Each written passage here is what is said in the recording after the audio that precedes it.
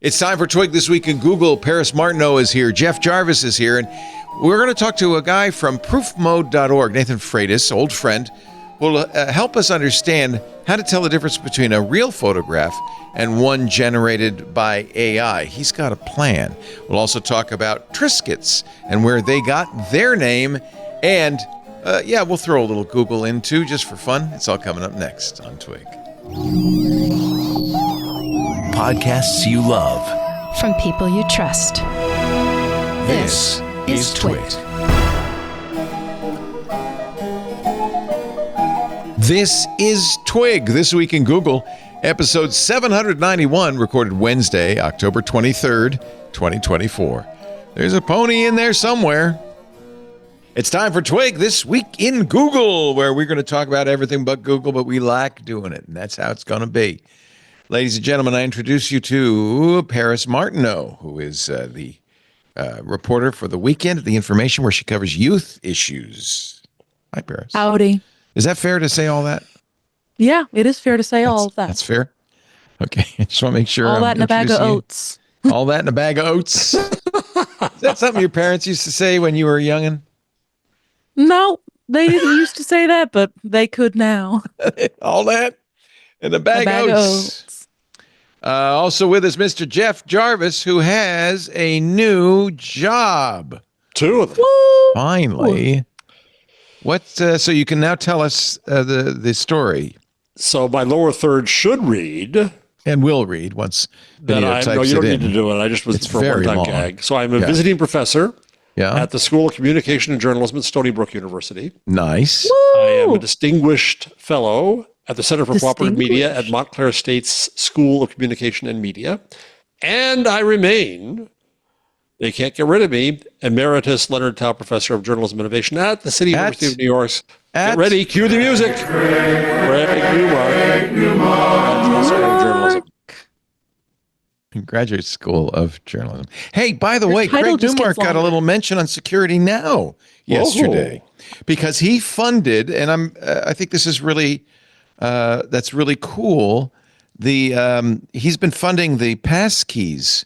He cares deeply about cybersecurity. Deeply. Yeah, and so we're all messing it up, and we've got to take better care of ourselves. And it's an issue that he really, really cares about. Good on him. Yeah. So he apparently funded the Craig Newmark Philanthropies, helped fund the development in passkeys, the setting of a standard, and now this new exchange standard, which will allow people to export their passkeys so that you don't have to be all on your iPhone or all in your password manager, or you can move to a new password manager or a new device. And that's really important, and it looks like they're doing a good job. So listen to Security Now from last Tuesday, from yesterday, the 22nd of October, for the details on that. We have a special guest. I don't know if you remember our conversation last week. We were talking about YouTube's decision to add a new little tag to videos made with a camera. The idea is this is not AI. This was actually shot on a camera. Well, this is part of a larger movement that I didn't know that much about, of kind of trying to authenticate content, pictures and video in a world where everything can be made up. So I got a great email from a guy we've interviewed before. Doc Searles has interviewed. He's been on Triangulation because he was very active in the Tor project. Nathan Freitas, who works at the Harvard's Berkman Center. He is the director of something called the Guardian Project and has an open source project called proofmode.org. Hi, Nathan. Welcome. Hi, Leo. Thanks for responding to my urgent email. Yes. Because I heard that last week. Yeah. I had some things to say. Well, first of all, there is this C2PA standard. Mm-hmm. Tell us what that is. So the acronym stands for the Coalition for Content Provenance and Authentication. It's kind of funny to have a standard that has the word coalition in it, but C2PA can be thought of as almost like EXIF with cryptography added onto it.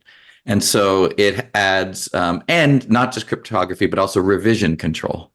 So you have the ability to sign and notarize all of that metadata that you're used to saying in a photo or a video or even audio files or in other documents.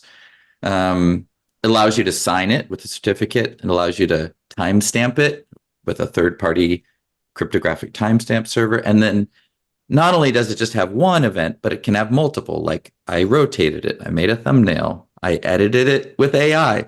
So it has that kind of version control, and it's standard across formats. So whether it's an MP4 or a JPEG or a PNG or a MP4A, it's the same.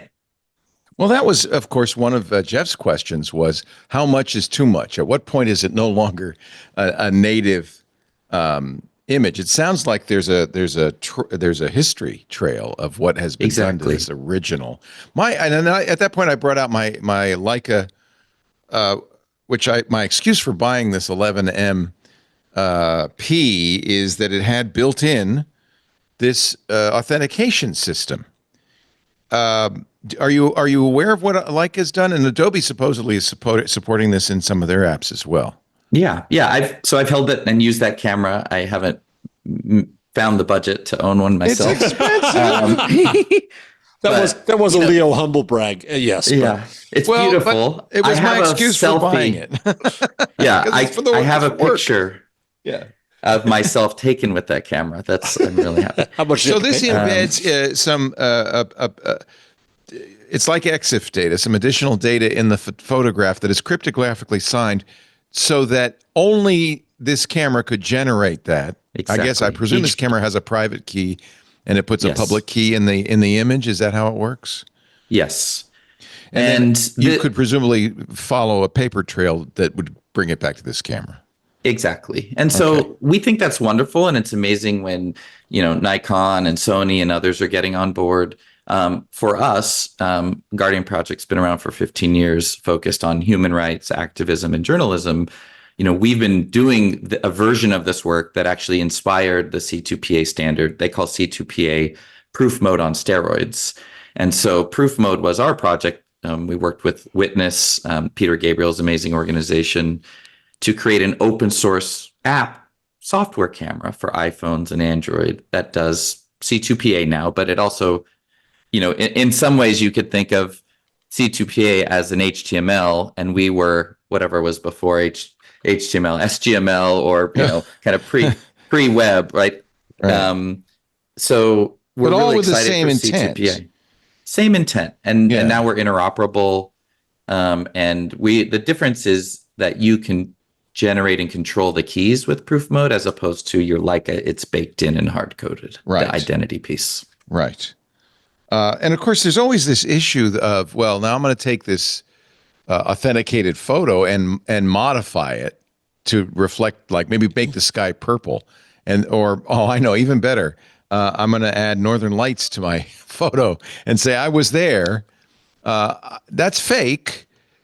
Would that editing invalidate the certificate in the photo? How would we know what has happened to it? Yeah. So right now, if you open Photoshop and enable so another name for this is content credentials. That's the easier way to say it from the Adobe branding team. They also have something called Content Authenticity Initiative. So Adobe's been out in front. There's a lot of others like Microsoft and now, OpenAI and others are getting on board with the standard. BBC and others have used it in news applications. But Adobe has integrated this into Photoshop so that if you make edits and export it with content credentials, you'll see that chain of edits. And then you can use a tool like at contentcredentials.org, and also our tool ProofCheck can show you, that chain of edits. So it's not saying you can't edit photos, especially within, as Jeff would know and others, what is allowed by a news organization, in terms of the small edits. But to have that there in that chain where you could roll back, just like a Git commit history, right? We trust open source because we see the chain of Git commits in a repo. It's kind of like that. Critical to this working, besides the fact that the devices have to support it, the tools have to support it, is there has to be a way for an end user to check it. There has to be a tool that says, Well, is this an original? What happened to it? That kind of thing. Is that what proof mode is all about? Proof mode is a capture tool, and then we have something called proof check, which is a verifier. So we do have our own verifier where you can drag a bunch of stuff in and it'll tell you as much about it. It's trying to be a Swiss Army knife tool for journalists to look at EXIF, and also to look for AI tags, right? So because you can also, if something's generated in ChatGPT or Runway, for instance, they do use the same standard to flag it as this was made, not with a camera. Okay. There's also Digimark has a browser extension, which is really cool. At any photo in your browser that has C2PA, it pops up. News organizations are experimenting with how to display this in different ways. And I've heard that WordPress will be building a plugin.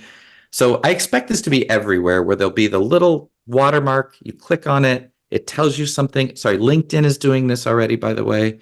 And now YouTube. This is what YouTube's doing. They're taking a tiny step, but eventually there'll be some standard view source thing, and people will know what to do with it. Nathan, can I ask a question here? Yeah. So one thing at Google Newsgeists, one of the things the journalists have asked of Google and Google Search for years, which I think they're starting to do now, is to show the provenance of a photo even within Google. This is the first instance of this photo that Google saw, which would be terribly useful to fact checkers and such. How does this system potentially tie into that kind of provenance of first appearance and progression sense? Yes, it definitely can. And I think this is how the BBC used it. It wasn't used at the point of capture. It was the newsroom editorial team signed it and said, we have validated this in the newsroom. So Google can actually use this throughout any sort of processing, editing, reconversion. It's really useful. Again, like, it's not a DRM system. It's a way of doing, it's not control. It's a way of really, exposing where this media file has been and what has happened to it and where it was first encountered. So this is in our work with human rights. We worked with the Starling Project and Hala Systems to do war crime documentation in Ukraine. And we worked with the International Criminal Court in The Hague on this for many years in other contexts. And what's important for them in what's called open source research is to say, timestamp, this is the first time we encountered this media. It was in this format, and we know it hasn't changed since because we have the hash and even have the hash on a blockchain, for instance. So we were able to submit this cryptographic docket to The Hague to hopefully persecute, purveyors of war crimes through having this assurance. And I think that Google use case definitely is applicable here too. Let me ask you another one quickly. I mentioned before we got on the Four Corners project. I found it from Fred Richin. And the idea was that at any four corner of an image, you could click there and you would get different information about the photo. And the problem that Fred faced long ago was that unless the browser manufacturers were going to play along, it was going to be hard to make it work at all. So short of a plugin, how much, and short of the platforms, that is to say LinkedIn or whoever, how about the browser manufacturers, that is to say Google?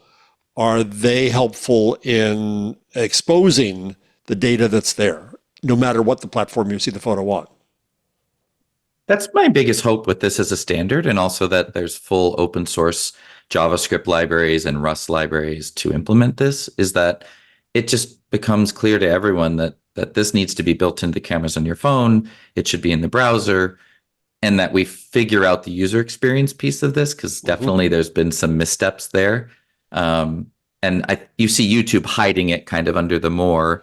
I think Instagram. Right, Leo had to look for it last week, yeah. Yeah, and other platforms have said, this was made with AI, and a photographer said, no, I just edited it in Photoshop. We get that a lot on our Instagram. Here's an example of what LinkedIn is doing.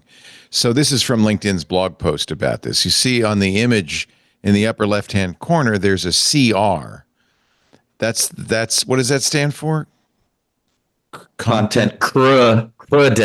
It's credentials. Yeah, I don't know. Credentials, I guess. And then if you click on, this is the Adobe thing. And if you click on it, then you will get this chain of custody, this provenance. Now, of course, if you don't see that, does that mean, Nathan, that if we don't see that on images, we should not trust them?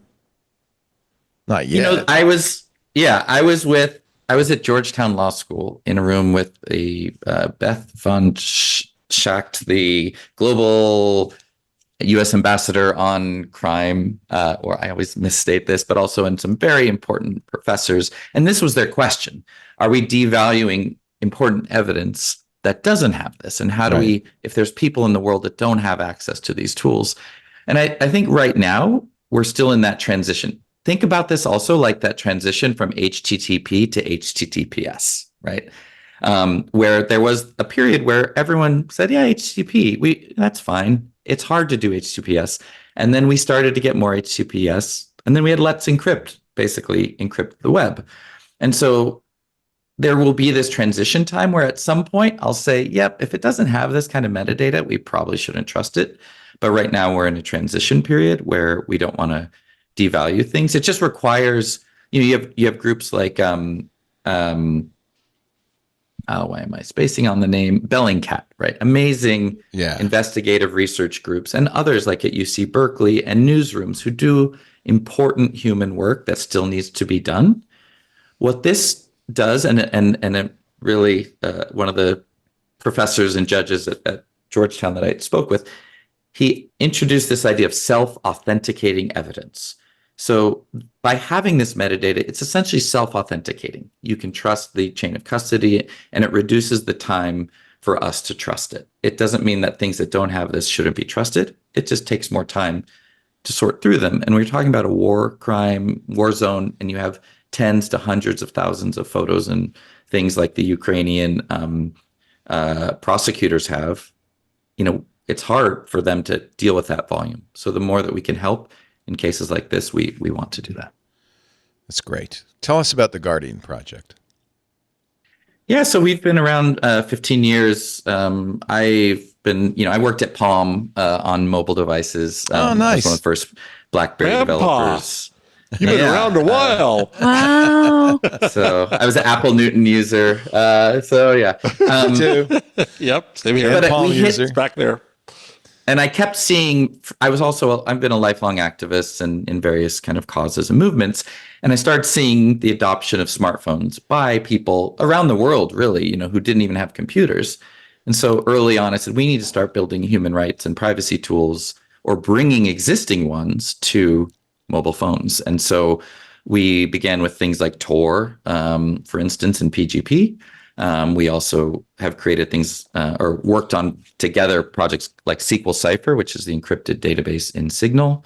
And then beyond those core building blocks, we work on things like proof mode. We also, I think last time, Leo, you had me on, we talked about the app I built with Edward Snowden called Haven, which was a open source kind of way to protect journalists. It's like a physical security app that he thought was needed. And so we build special purpose things, and we work with groups like UNICEF to help ensure that what they're doing with mobile devices is also secure. So yeah, I've got a great team, grant funded, and it's been a great 15 years, and I'm really happy to work on things like proof mode. So I love this poster over your left shoulder. No, not that. Go back to this shot. Empower more people, ensure better protection, cameras everywhere. And that's really a sea change in the world in the last 15 years. The cameras are everywhere, but instead of being police cameras, which are also everywhere, they're in the hands of individuals. And it's an opportunity to record bad behavior and share it with the world. I think that's really a very interesting change. And we are already seeing the results of it. It's a seismic shift in the way we experience reality. Yeah. Well, and Peter Gabriel started Witness after the Rodney King beatings and footage as to say, what if everyone had a camera, right? This was an earlier era.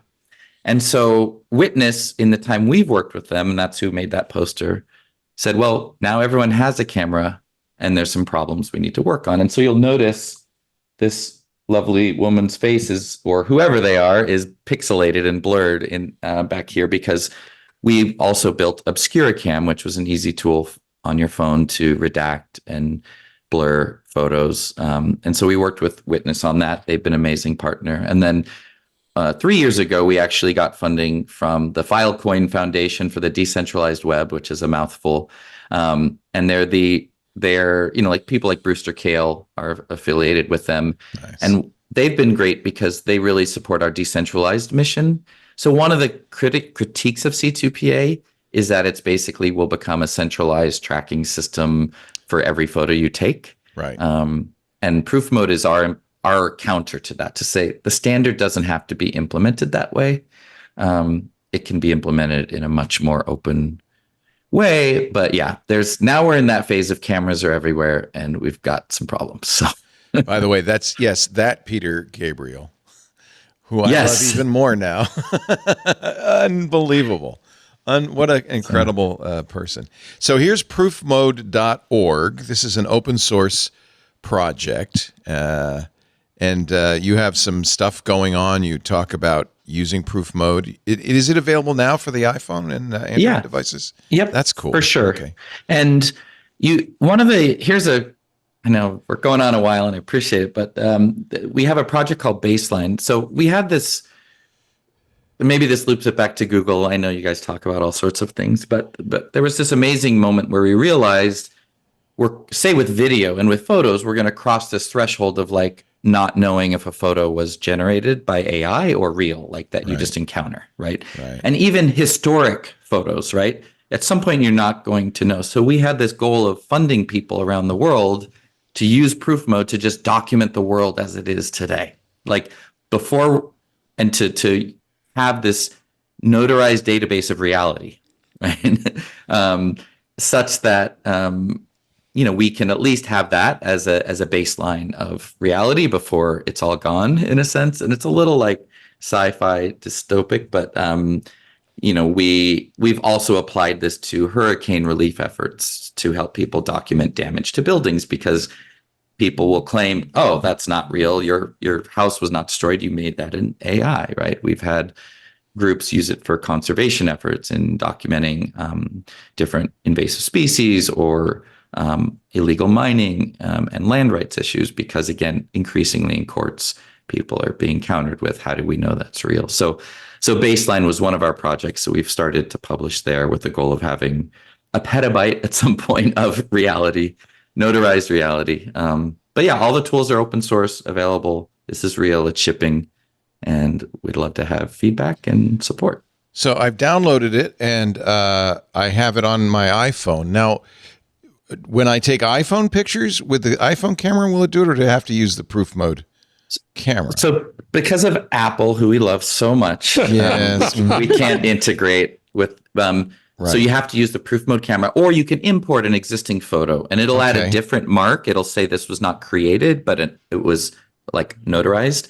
Android, we have background mode. So you can use your regular camera and make sure to turn on the C2PA feature under the settings. It's a little hidden. There's also an interesting option we have for adding AI flags that say in your photo, the C2PA has standards that says, don't let AI, eat my photo, basically. And so whether they respect that or not, who knows? But there is a standard, a robots.txt, essentially within C2PA. Interesting. I also see on proofmode.org that there's proof mode for audio. Yes. Oh, maybe should we use C2PA to stamp our podcast? No one can change these hot takes. Exactly. Yeah. It was, we were working with investigative, they were doing hour-long interviews, and that would create a huge video file. So we said, maybe you take some photos and then do the rest as an audio file.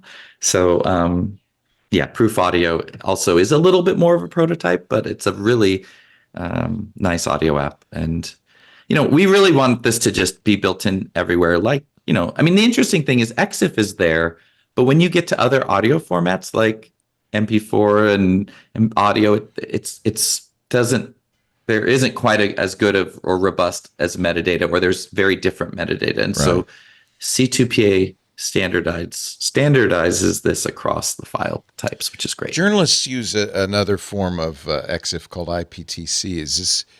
Does you support that as well, or is that what I'd love to see is that extended to include proof mode? Yeah, we are. Well, yes. So we do look at IPTC. We're adding it into our proof check tool. What is interesting is if you have a Google Pixel phone and you use Magic Edit, the new feature, or you use the add yourself to a photo feature in the Pixels, the place where they put the line that says this was made by Gemini is in the IPTC metadata. Ah, interesting.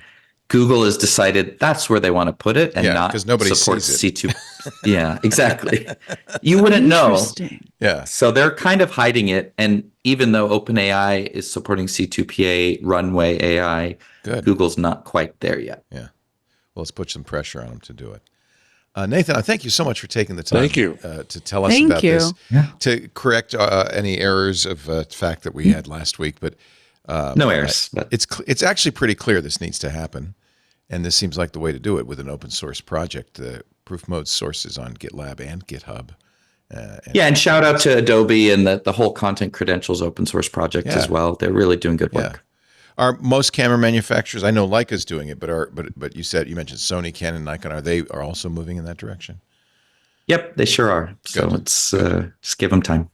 And somebody's saying, well, if you take a picture in RAW and then you take that RAW into Photoshop and then process it, does it get flagged as AI? No, right? It's not. It doesn't. Well, so I think right now on processing. some apps currently, like Instagram was flagging Micah's engagement photos as AI because he used Adobe. Right. Yeah, I think it's the edits you do. I mean, like I said, the user experience part of this is kind of busted right now for the viewer. Right. It's going to take time. But, what Photoshop will do is keep that log of your edits and then embed it as C2PA. And Adobe's, what do they call their, they have like a Flickr-like photo sharing service. Yeah. I'm forgetting what it is. Unlike Flickr costs money, but okay. Yes. Yeah. They have some UI there but really that's the part that is broken. Well, and things like Four Corners should be supported and ideas like that because we need a lot of people working on that piece. Yeah, and other apps should use it. I mean, a lot of people are turning from to Serif and Affinity Photo, for instance, from Adobe. I hope you're getting these app makers also involved in this.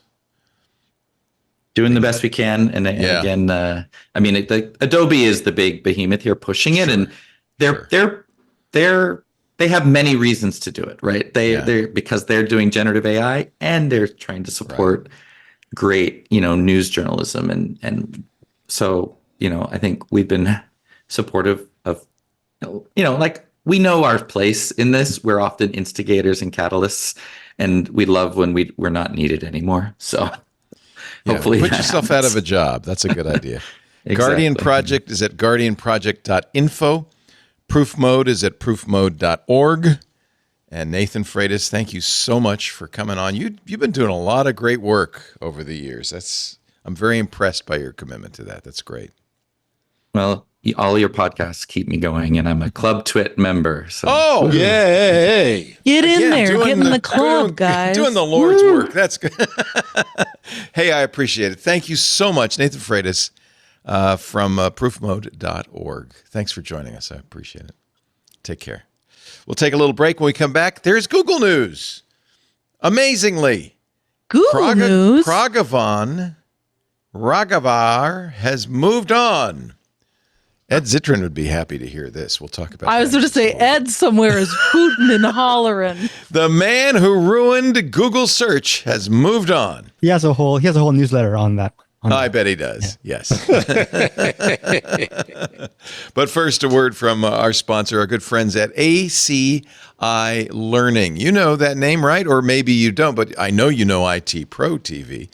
Well, ACI Learning is IT Pro, binge-worthy, video-on-demand IT and cybersecurity training. It's the best. With IT Pro, you'll get cert-ready with access to their full video library, more than 7,250 hours of training. You'll get more than just the video training. Premium plans also include practice exams. It's great to take the test before you pay for the exam to make sure you really know your material. Plus, it gives you the confidence. You go, hey, I know this stuff. And you go into that exam feeling great and doing great. You also can get virtual labs, which are fantastic because they facilitate hands-on learning. You don't have to have a Windows machine to set up a Windows server and Windows clients and configure them. MSPs love it too. It's a great way to test integrating stuff that they're planning to put onto their customers' systems. This is all from IT Pro, from ACI Learning. And most importantly, they make training fun. Whether you're learning to get a cert to get your first job in IT, or you're an IT professional who wants to get more certs or more knowledge to become better at your job and get a better job, or you're a company with an IT team that you're giving training to, it's really important that training has to be entertaining. It has to be fun. You don't want it to be a slog. You don't want it to be work. But that's what IT Pro does so well. All their training videos are produced in an engaging kind of talk show format with a chat room going, just like ours in the background. It really is, they call it edutaining. The thing I say is these teachers are working professionals, experts in the fields that they're teaching. And more importantly, they have a passion for it. And their passion, their love for the subject matter makes it easier to learn for you and makes it more fun, more engaging for you. They pass the passion along. Take your IT or cyber career to the next level. Be bold. Train smart with ACI Learning. If you want to know more, you visit info.acilearning.com/twit. Make sure you use /twit so they know you saw it here. Oh, and we have an offer code, TWIT100. The offer code TWIT100, TWIT100. Use that at checkout. You'll save 30% on your first year of IT Pro annual training plans. That's a big savings. Info.acilearning.com/twit. Don't forget the offer code TWIT100. We thank these guys. They've been supporting us for a long time. We really appreciate it. The folks at ACI Learning, thank you for supporting us too by going to that special address. I've got to read. I haven't seen Ed's newsletter on this one yet. He called Prabhakar. I'll just call him Prabhakar. Raghavan. Yeah. Prabhakar. Prabhakar. Yeah. Prabhakar. He called Prabhakar the man who destroyed Google search, right? He's been, let's see, it's where's your Ed at, right? Last week, Prabhakar Raghavan was relieved of his duty as Senior Vice President of Search, becoming Google's Chief Technologist. Oh, well, that maybe isn't so great. So it seems like a promotion. Yeah. He's been there a long time, 5 years, I think. And Ed, in fact, there's a link in his the man who killed Google search tells a story of how Prabhakar took over from Ben Gomes, the head of search. Who we liked, and basically turned search into a revenue opportunity, which I think everybody agrees has really, in the last 5 years, destroyed Google search. Well, I guess his reward is he's got a better job. Still, Ed's put a notch in his mouse. Yeah, he really has. I don't know if that's moral. I don't know. I keep pressing the wrong button. I think that's a Ballmer. Do we have a Ballmer button? Ballmer. Ballmer. An important rule to follow with somebody's title, Ed writes, in Silicon Valley is if you can't tell what it means, it probably doesn't mean anything. That is actually fair, though. That's correct. That is it. Anyway, back to Prabhakar. Though ostensibly, go ahead. I was going to say, this is a quote from Ed. If you'll forgive the mixed metaphors, Google has essentially killed its golden goose, search, and is now in the process of pawning its eggs to buy decidedly non-magical beans, by which I mean data centers and GPUs, with Google increasing its capital expenditures this year to $50 billion, equivalent to nearly double its average capital expenditures in the years prior. So Raghavan's been there since June 2020. I think there are very few people who would not agree that in that time, Google search has gone downhill. Do we agree on that? Do we still love? Well, I don't even use Google search anymore. I mean, I would put an asterisk on that because while we hear a lot of things from the public complaining about the user quality of Google search, Google is a public company, and that, I mean, obviously customer experience factors into its decisions, but I would also suggest we look at, their financial reports. If Google search is now more profitable, that could be a win for the company. Well, it was certainly his job, right? But I also argue that the web is much, much worse. And Google tries web that we not weave? to make judgments. Yeah, no, you said that that before, that Google can only reflect what's on the web. And if the web sucks, to an extent. I mean, or Google, I had a story some time ago that I put on, which was that Google was going to become selective in its crawl. And Danny Sullivan said, no, that's not true. Because they've got to be very careful about that. They present themselves as all the web. You can get anything from the web here. But as long as they say that, they're screwed because they got all the web and all its crap. Yeah, to but do it. Jeff, Google's promise, the promise of PageRank, was to pick the best site the most among relevant. all the sites that fulfill that search But requirement. it's harder, is all I'm saying. And But I mean, that just means they're not doing their job. Yeah, even if there is more garbage, if it doesn't find the needle in the haystack, to mix metaphors, if it doesn't find the toy truck in the garbage pile, then it's not doing its job. Right? Unless you say the web has gotten so bad that there is no toy truck, there is no pony in there. No, ponies are there, but they're buried under a lot of hay. Well, but that's Google's job, is to find the pony in the pile. Yeah, and what I'm saying is all of the platforms. You know that joke, right, Paris Martineau? The pony in the pile? No. No, I don't. I know the needle in the haystack reference, but I don't know of any ponies. Are there any oats near there?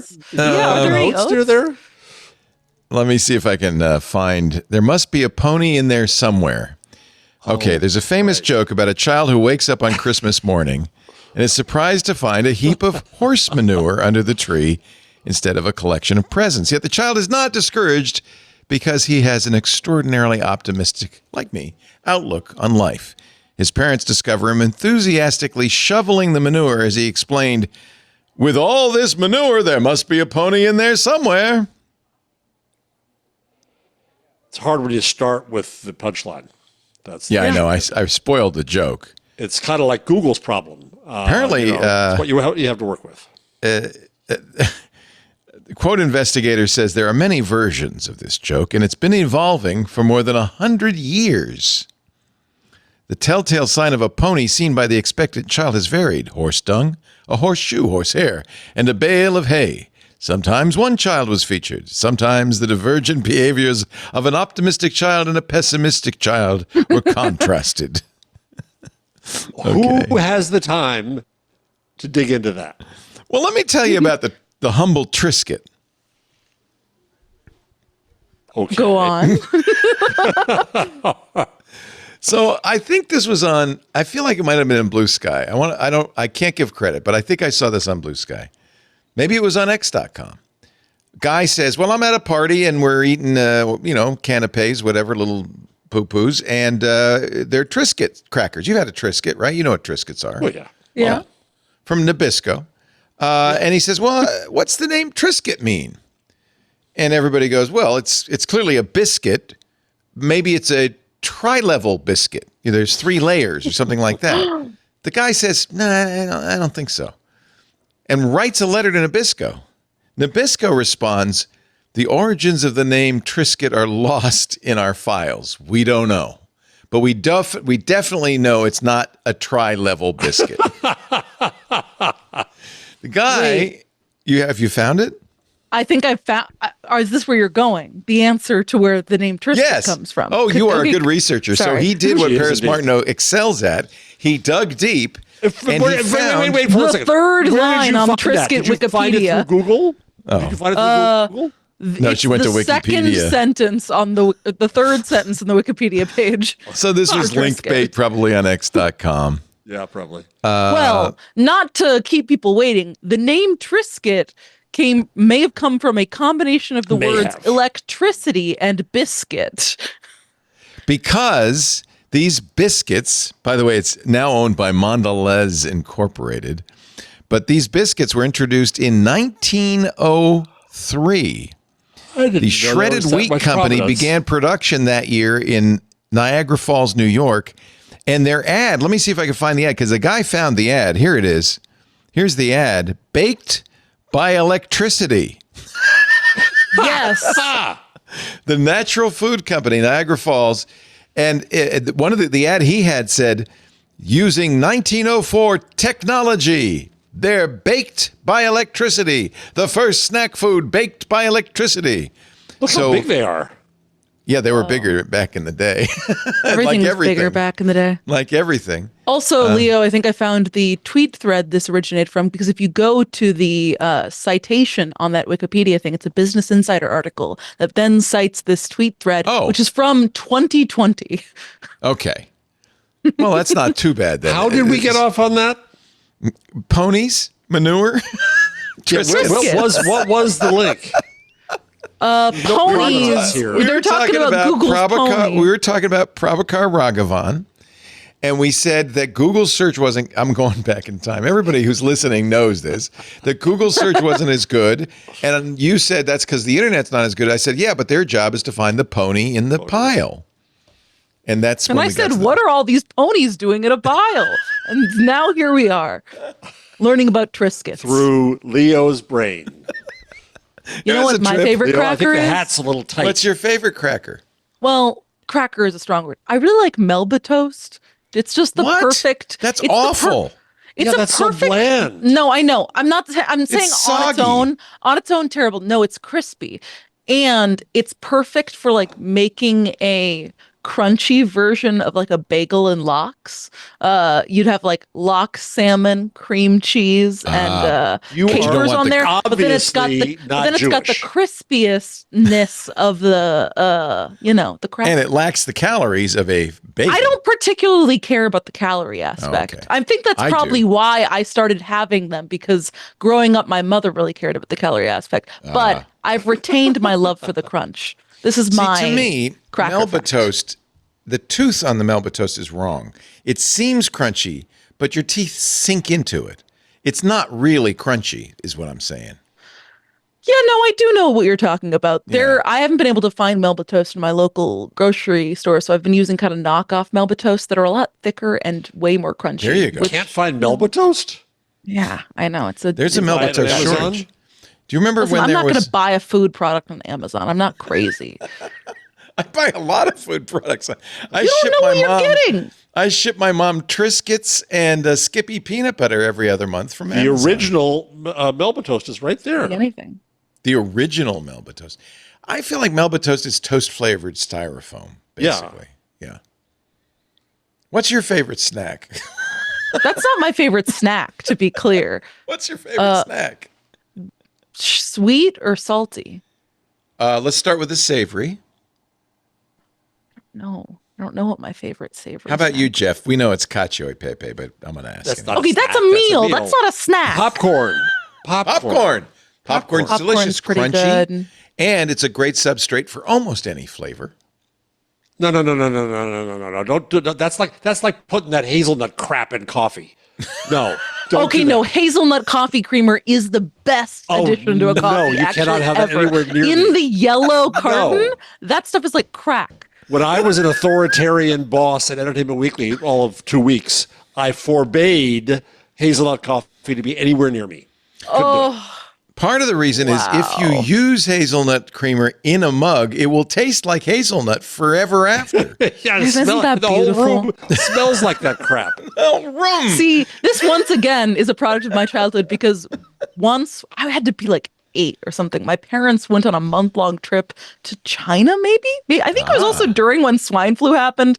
That's a part of the story we don't have And to they left unpack. you? But they left me with my grandmother, who loved drinking coffee every morning, afternoon, night, all the time. bless And me being Granny. 8 was like, I gotta have some of that. And she was like, oh, you can't. But after like weeks of this, I wore her down. And so she gave me coffee, which was just a tiny bit of coffee and mostly like hazelnut creamer. And somehow yum, yum. over the couple weeks, I transitioned from drinking mostly hazelnut creamer to drinking a normal mix of hazelnut creamer and coffee, and a lifelong addiction was discovered. C. Now I Mavros love- in our YouTube chat says you must try the Dooth Rusk bread as a Melba toast substitute. I never even heard of it. Yes. It appears Actually. there's no Melba Toast brand like Triscuits, so you cannot be assured. But here's the question. Is Melba toast made with electricity? That's a great question. That just made it cool at the time, you know? That's exactly right. Everything was electricity. I mean, if you looked in the Sears catalog of the turn of the last century, they'd have electric everything that would cure every ill. It's Well, the mostly AI they of 1902. Yeah. Yeah. When I remember researching my linotype book, it's interesting to watch the shift from steam to electricity and what a big deal it was. And they bragged about it.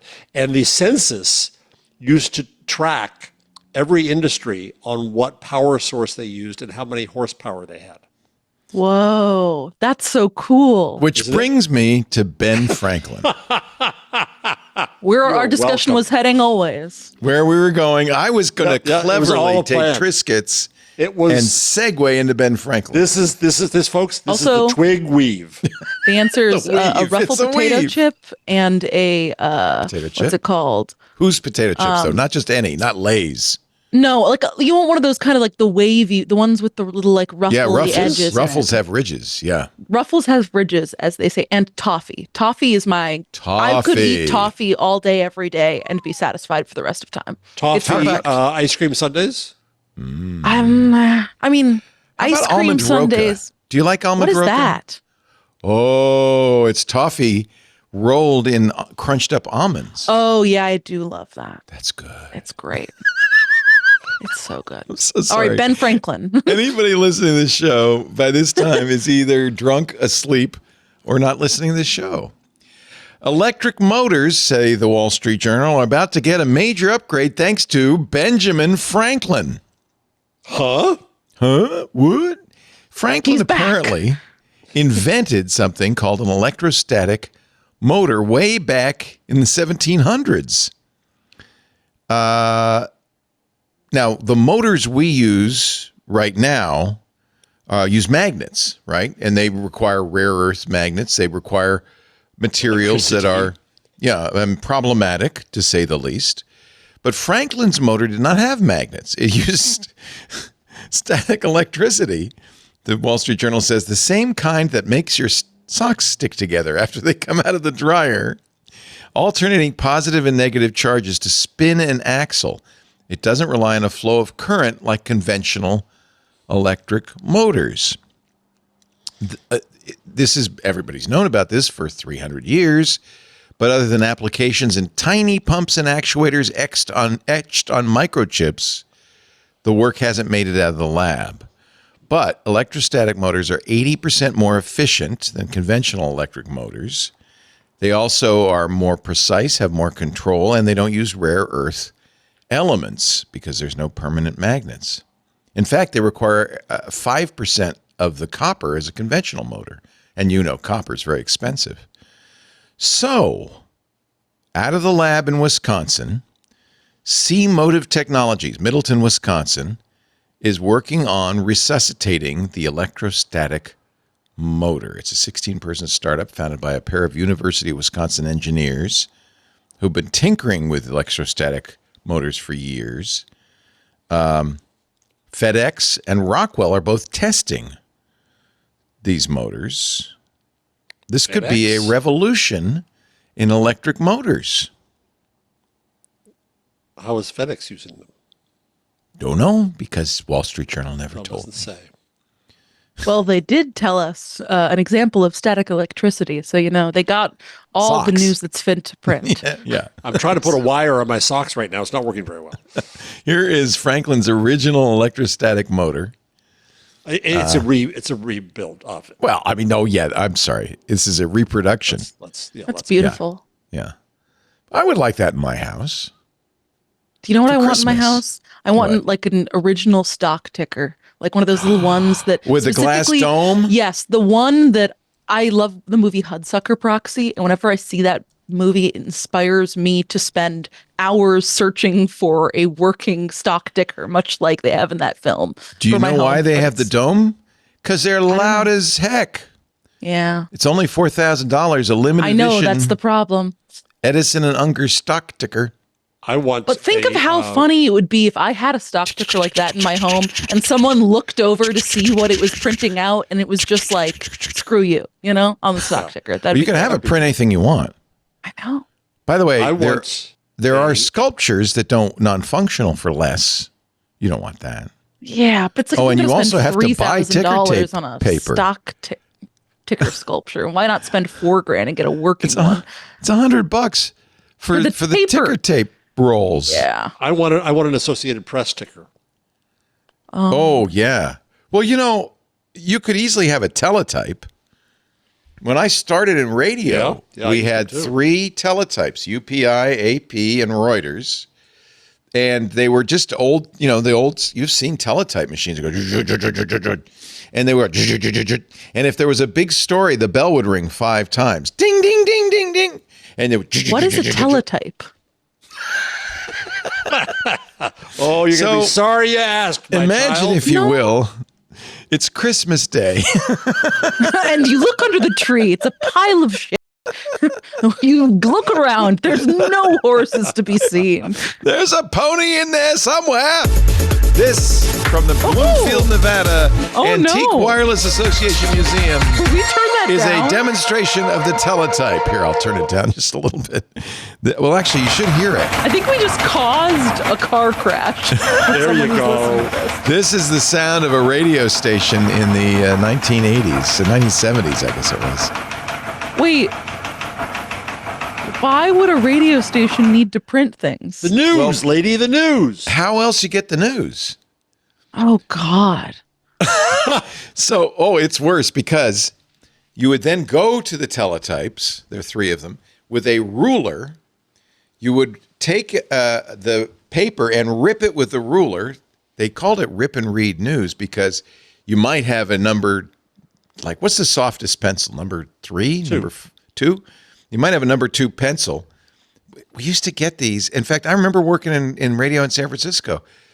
These old guys would have a red with no eraser on it, big soft graphite pencil, and they'd circle the story. They'd rip it off. They'd circle it, underline it, maybe do a little rewriting, minor, and then they have a stack of ripped newsprint. Now, by the way, this is the cheapest paper you can get.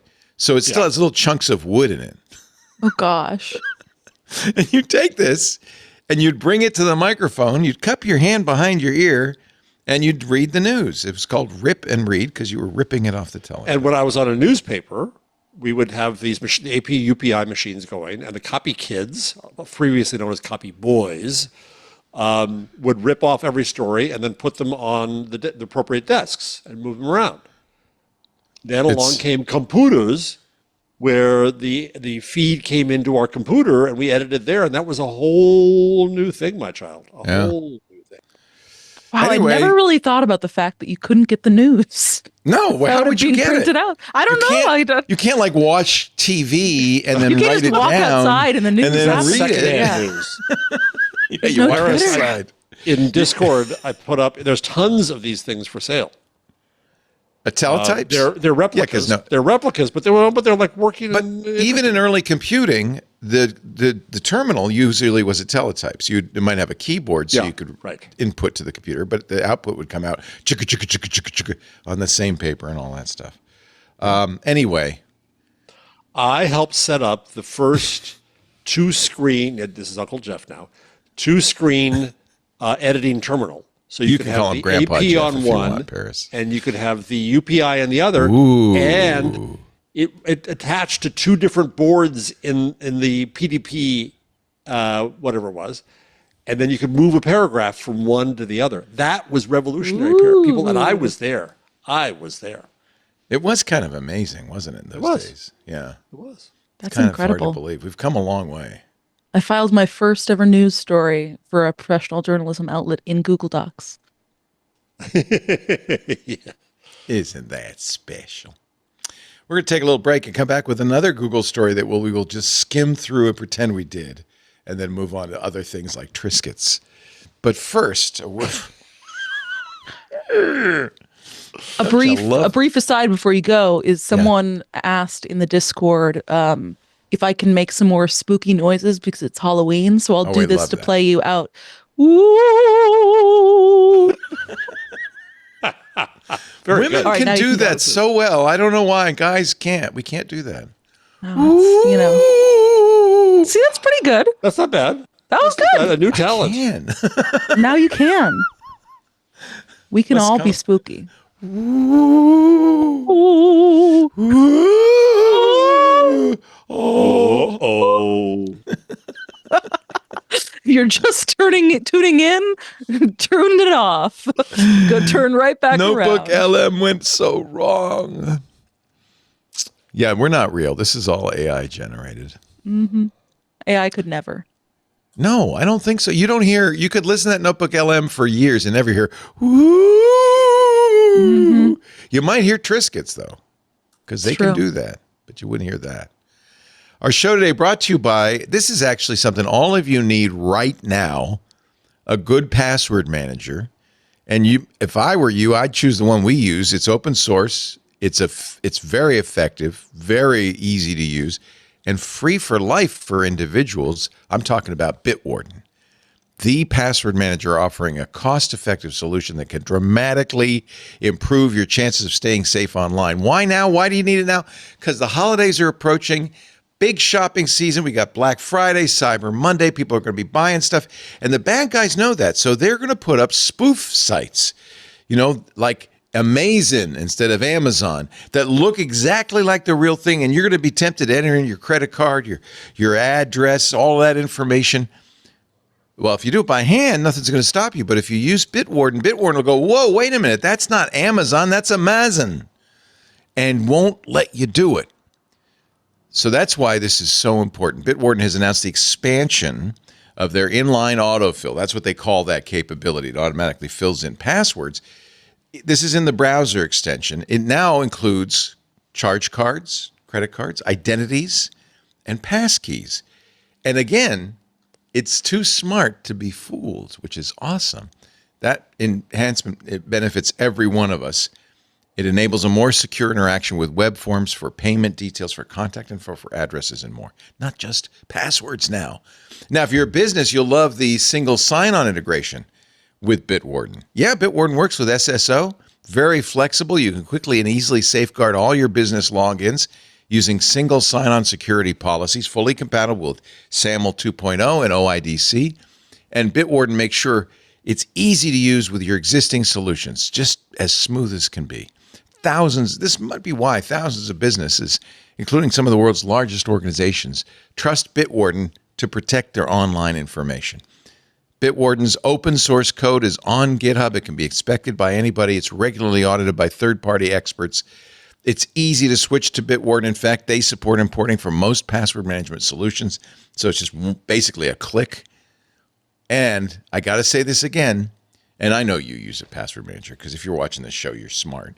But if you have friends and family who aren't, and I bet you do, I know I do, reusing the same password over and over again, it's not even a good password to begin with, tell them about Bitwarden. And when they say, well, I don't want to pay for it, you can tell them because it's open source, it's free for individual users. No limit on the number of passwords.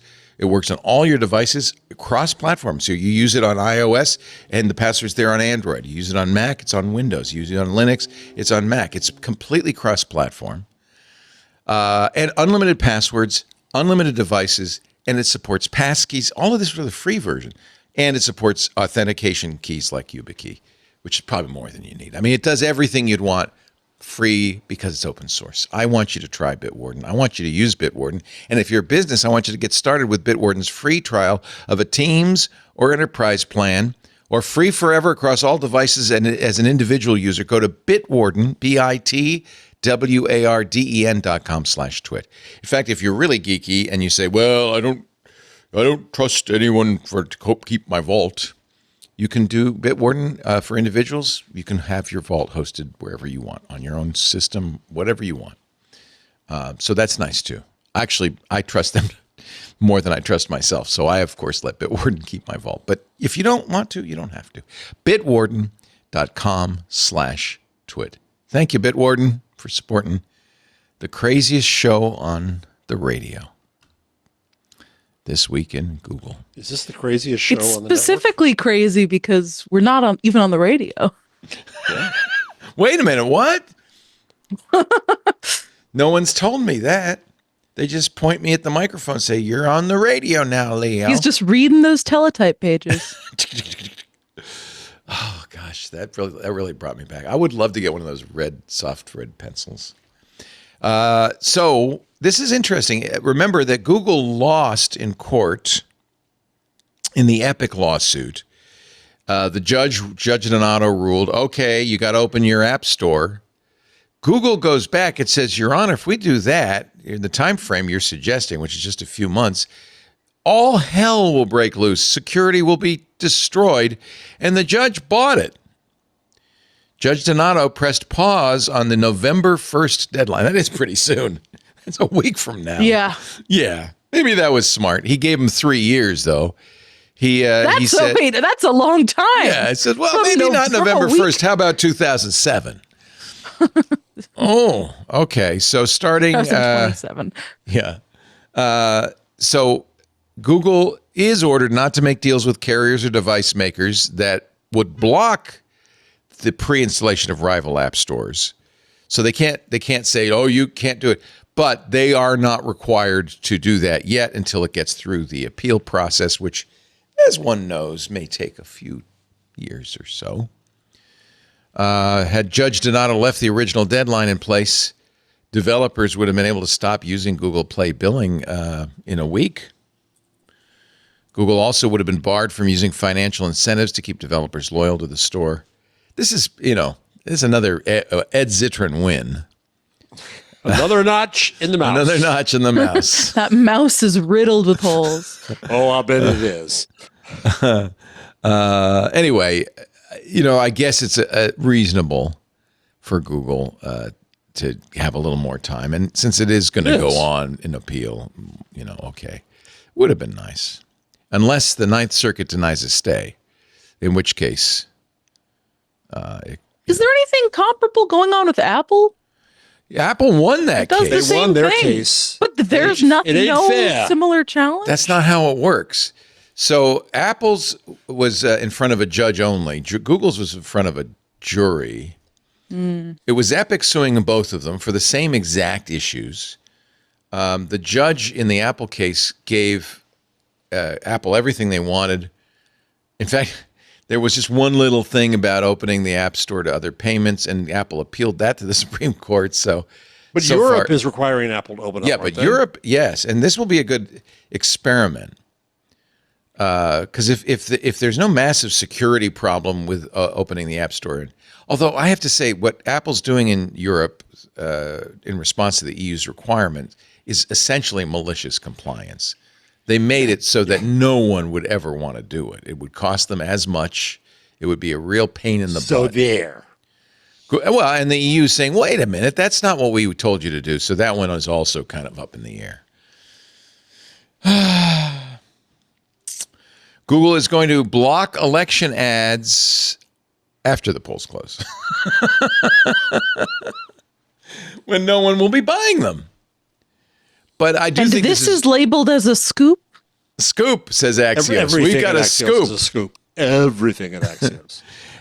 It is, in one sense, it is probably important because it's obviously all the election ads are going to be bought prior to November 5th, election day. The premise here is, well, what we don't want is people buying ads saying the election was stolen. Everybody go on down to, the Capitol building and storm it and all that kind of thing. Harris, the vote counters, which happened last time. 2 weeks away. In fact, in 2 weeks, we'll be doing a This Week in Google in which Jeff and I will either be elated or I don't know what will you be like if He'll be gone. I'll be gone. He'll be out of here because he'll be at ConCon. Yes. Con The content convention. Cotton- Jeff famously will be in the sky the night election night. Oh, really? Oh, you won't be here. Probably shaking. Yeah. Oh, interesting. That I'm was shaking This now. is not good planning. So the Wednesday after the election, you're going I'm somewhere? flying election To day Con. night to Frankfurt. Oh, that's good. You know what? That's good. You won't be on pins and needles. You just say, I'll find out when I get there. Yeah, like I'm calm like that. Yeah. He's going to be freaking out that he's not surrounded by 6 MSNBC screens at all times. I know. Well, But I can't get it over there. are you flying United? Oh, yeah.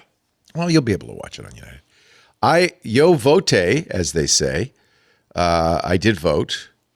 So it's too late to change my mind. Nice. Everybody should vote, though. Yeah? Everybody should vote. I don't care who you're voting for. Just vote. Because you know why? If you don't vote, you can't complain afterwards. You can't And we say, love when people can complain.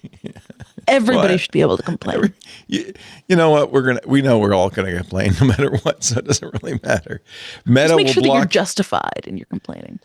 Meta is going to block new political, electoral, and social issue ads during the final week of the campaign. So starting next week. But it hasn't announced any pause of election ads after the polls close. It does forbid candidates or campaigns from prematurely claiming victory. This is such weak sauce. We are so ill-equipped for what is about to happen. Are we not? Oh, yeah. I'm just choosing to ignore is not the right word. It's not like I'm not paying attention. I'm just choosing to smile and gaze into the middle distance. Yeah, me too. With my eyes vaguely unfocused. That's the only way to do it. Yeah, because what else? What else are we going to do? Nothing you can do at this point is going to change anything.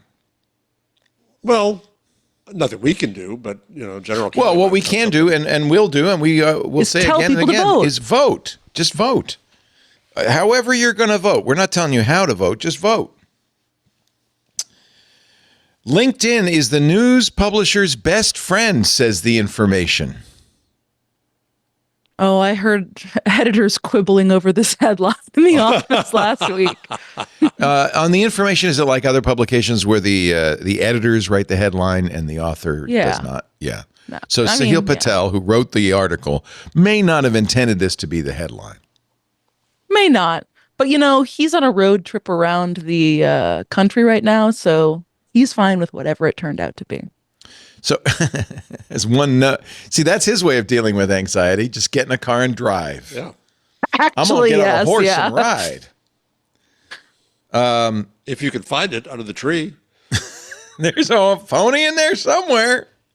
That's gotta be the show title, right? So as we know, Meta made this hollow promise to news organizations, and they all went along with it, saying, "Hey, we will promote your news. You will get lots of traffic." And in fact, initially they did send a lot of traffic. Jeff, you're an expert on this, to news organizations. But then Meta decided, when was that? A couple of years ago? Well, then the news organizations kept kicking Meta in the kidneys, and Meta finally said, "To hell with you." And so, about a year. Well, I don't entirely know if that's the case.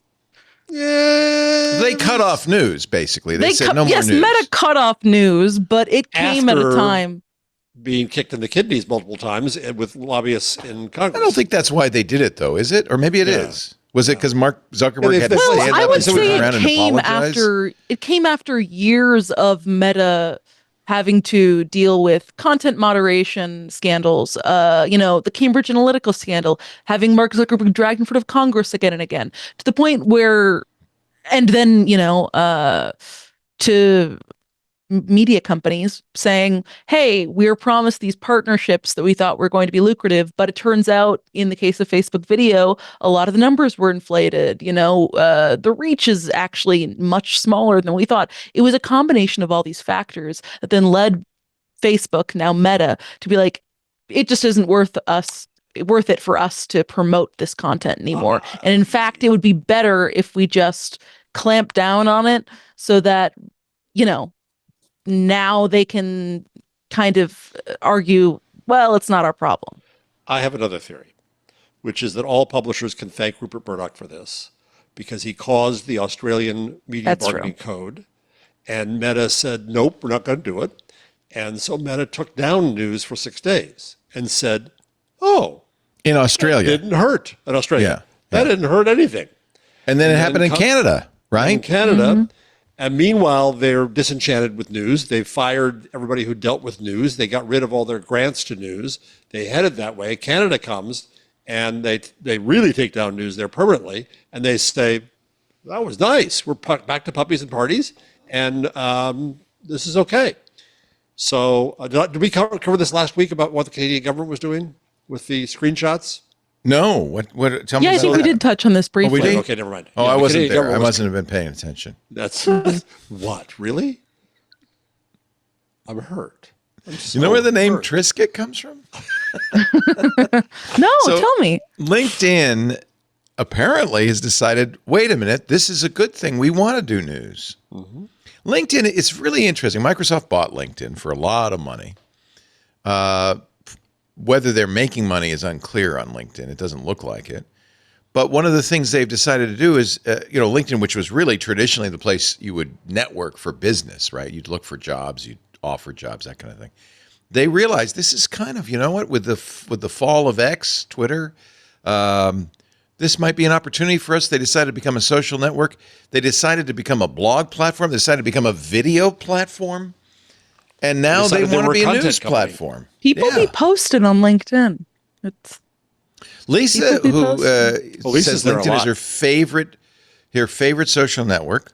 She posts there a lot. She posts her podcast on that. She reads a lot of stuff. She likes it for that.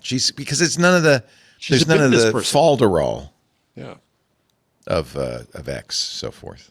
I mean, what I've noticed from LinkedIn is it's all marketers. Like all That's those to people me, are it's marketing- very promotional. And That's all what- marketing recruiters. professionals. You know. Yeah. It's the online South by Southwest. Oy. yeah, it is.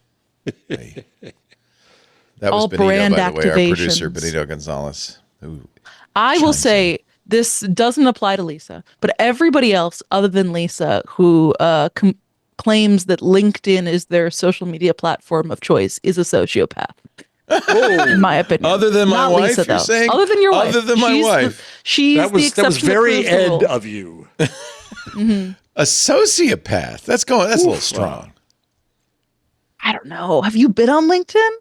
No, Who I'm wants to a member. willingly spend hours of their week on LinkedIn? But posting? Facebook's just as dopey. Like with everything, who you Instagram's follow. just as dopey. I would say yes, but those bit more dopey. Like I'd say, there's probably a description for someone who Facebook is. I guess if Facebook is your platform of choice, you are a boomer. Is what I Here's would Lisa say. Laporte on LinkedIn calling all tech fans. We have a show for everyone. Including This one. people who have no attention span. Yes. LinkedIn is launching a news banner, according to the information, atop the mobile feed. So they'll be scrolling news. LinkedIn, is, by the way, is maybe now doing all right. $6 billion in ad revenue, not profit, but revenue. That's more than Snap or Pinterest. And the news organizations are loving this. According to the information, the video ad program has generated millions for Bloomberg and the Wall Street Journal. And there's jobs for me. Jobs recommended for me right now. Copywriter at Meta. Wow, you could really do a lot with that. Strategy and business growth lead at Airbnb. Staff writer at The Atlantic. See, Oh, now I'm those- scared. Now I'm scared. Toad Sloth in our YouTube chat says, "Oh, Lisa's just looking for work. Oh. Oh. She's the CEO of Twit, so I hope not." LinkedIn announced the program this summer with news and business-focused publishers: the Wall Street Journal, Bloomberg, Dow Jones, NBC Universal, and Yahoo Finance. Bloomberg and the Journal will each, according to Sahil, more than $2 million will earn this year from the program. That's amazing. Well, I mean, it's not in their overall scheme of things huge, but it's still From LinkedIn, something. It's something. Not nothing. All right. I guess that we've mined that vein. The FCC will. No, I don't want to do that one. Never mind.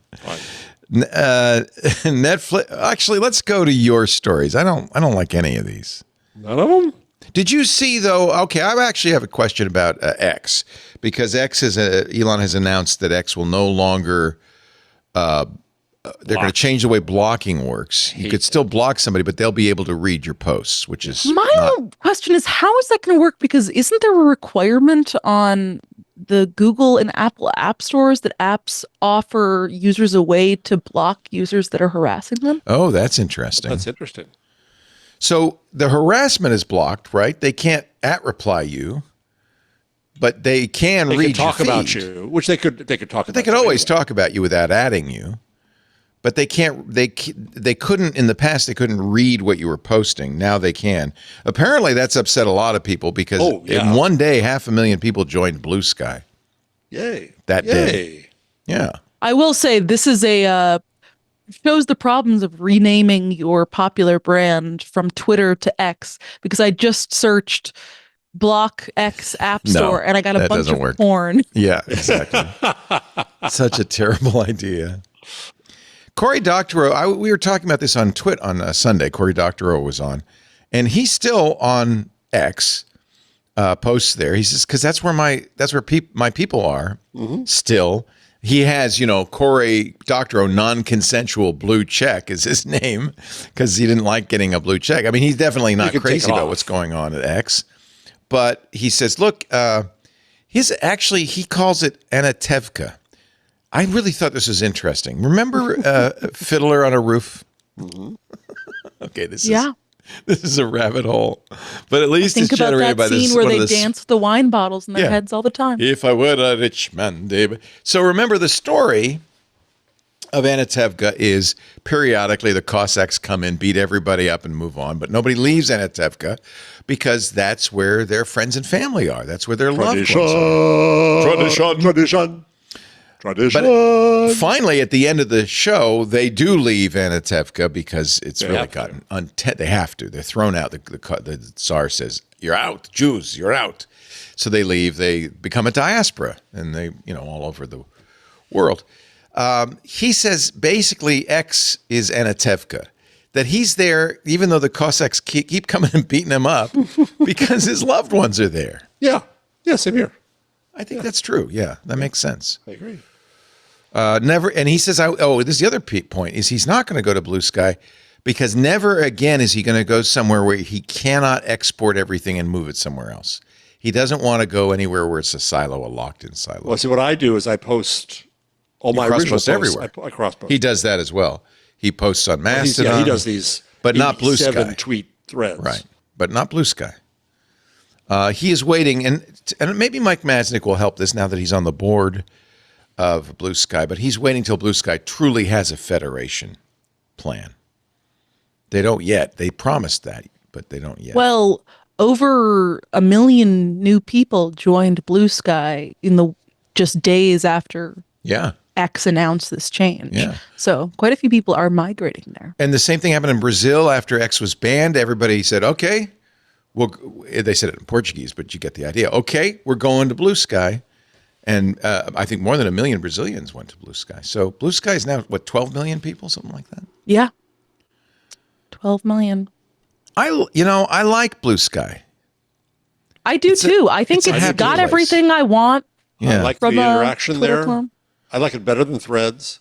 Threads interactions is sucky. Threads is weird. It's become kind of a thirst trap. Is that just me? What's a I think trap? you're once again. That's like a Projecting? sexy photos. Is what he's referring to, Jeff. Seems like there's a lot of OnlyFans folks. I assume it's the same thing that ended up with your Facebook account, where because it sees you're in a certain demographic, it sees the cowboy typically hat. It sees that you're a man in a cowboy hat with 2 horses on his chest and says, "I know what sort of photos you'd like to see, sir." And it's of naked women. Trigger, and I call it because he ain't seeing them any other way. It does. I'm not alone in this. I've seen other people observe that on Threads, that there are a lot of OnlyFans people. There's a lot of kind of I don't get. Yeah. Blue Sky seems like it's just nice, friendly It is. people. And I do occasionally block someone, and I think, I'm glad I can. Yeah. Meta did not according to The Verge, immediately respond to their questions about whether Threads saw similar spikes after X's change of service. X also announced that they're going to let AIs scrape X content unless you explicitly opt out. That's in the new privacy policy. It's going to be one fun LLM. Oh boy. Yeah, no kidding. Do you really want to? I mean, Microsoft did that with years ago with Tay. Remember Tay, the AI, and it ended up being an anti-Semite. So maybe not the best place to train an AI.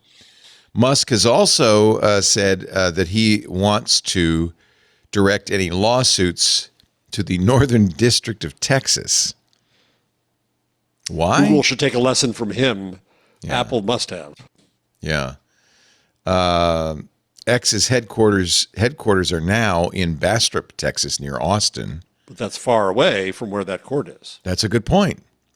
He's in their headquarters are in a different district, but he's He's in the specifying- Western District, which has far fewer Republican-appointed judges than the Northern District, which is a favored destination for conservative activists and business groups to pursue lawsuits to seek to block parts of Biden's agenda. Judge shopping. So I guess Elon is judge. Elon, judge shopping. He's at the Shocking. judge checkout right now. Yeah. Yeah. I bought some judges. He's in a little bit of trouble because a couple of problems here. I don't think he understands the concept of petition, for one thing. He set up a petition supporting Trump and Vance and said, every day, if you sign the petition, every day somebody's going to get $1 million, which kind of, I think, pollutes the concept of a petition. Well, that's like a Twitter survey. It's just It's useless. And maybe a violation of federal election laws. because To vote. Because he says you have to be a registered voter and you cannot legally pay people to register to vote. Yeah. But you know what? This is the thing, and I see this again and again. Yeah, it's illegal, and no, he's not going to get prosecuted for this. And even if he did, nothing's ever going to happen. This is again and again. People are really getting the sense that you can just flout the law and just do whatever you want. And Well, if you're rich have enough, billions you of can. dollars, Yeah. you kind of can. Yeah, the fines turn out to be that's just how much it costs to do stuff. That's the cost for of it, billionaires. right. That's the cost. It's not really a fine. Gosh, I wish I were a billionaire. Would I be, you think I'd be a good billionaire? Or would I just turn into a mush mind like the rest of them? I think you'd give Depends how you me and got the Jeff $1 billion. million every month for appearing on this podcast. So I think I you'd be would. a good billionaire. that know would be what? defined. That's the definition of good billionaire, right? Yeah, I the had- billionaire you know. I would love it if I just had, I don't know. I think it would take maybe $30 million. I could then, we could just do this as a pro bono thing. Not just this show, but the whole Twit network. So we now need an endowment.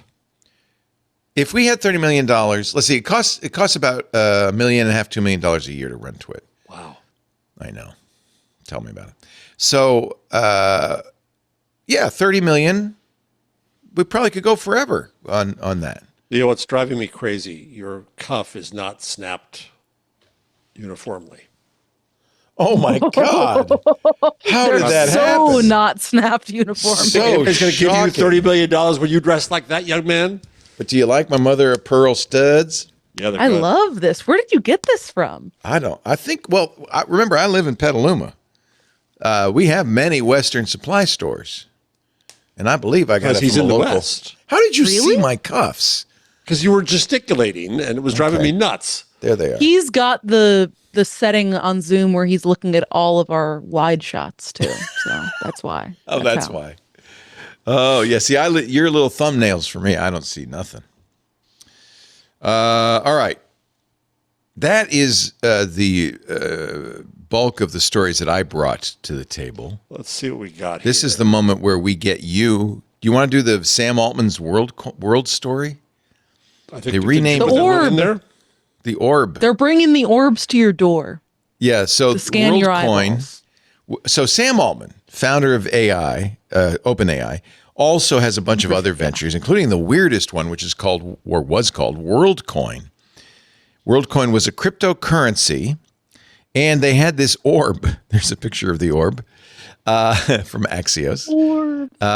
This orb, and they would go around, especially to developing nations, and offer you some pittance of Worldcoin if you would just let them scan your iris. The theory being that they're going to create a global kind of identity system that can't be faked or hoaxed. And somehow it's tied in, I don't know how, to cryptocurrency.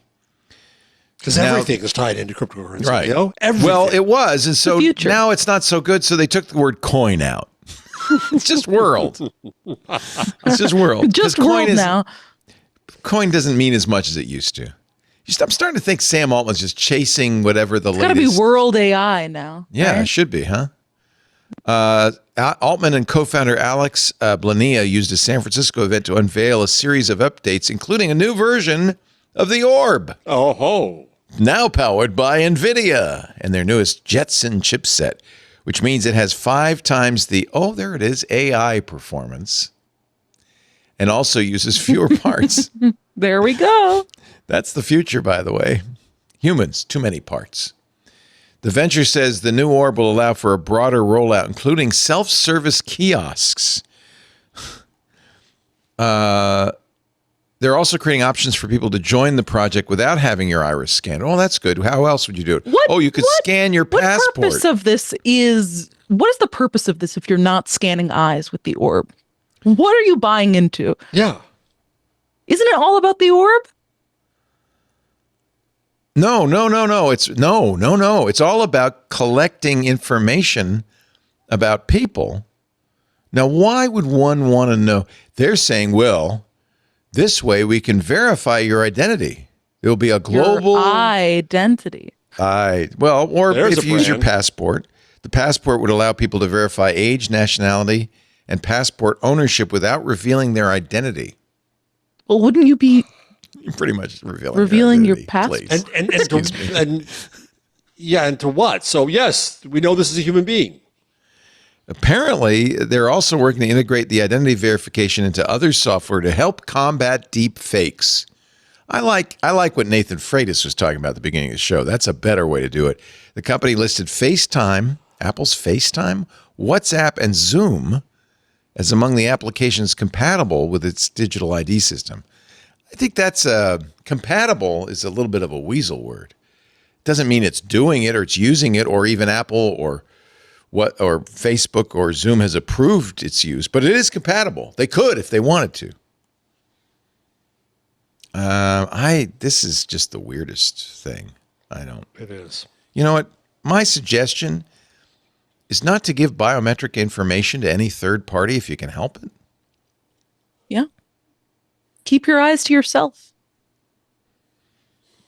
I mean, the U.S. government does it now, so. Okay. Now you'll have no idea who's hosting the show. Jeff, I saw you peeking.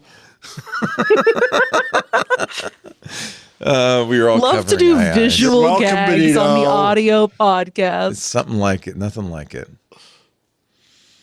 What's your Halloween costume? Have you decided yet, Paris?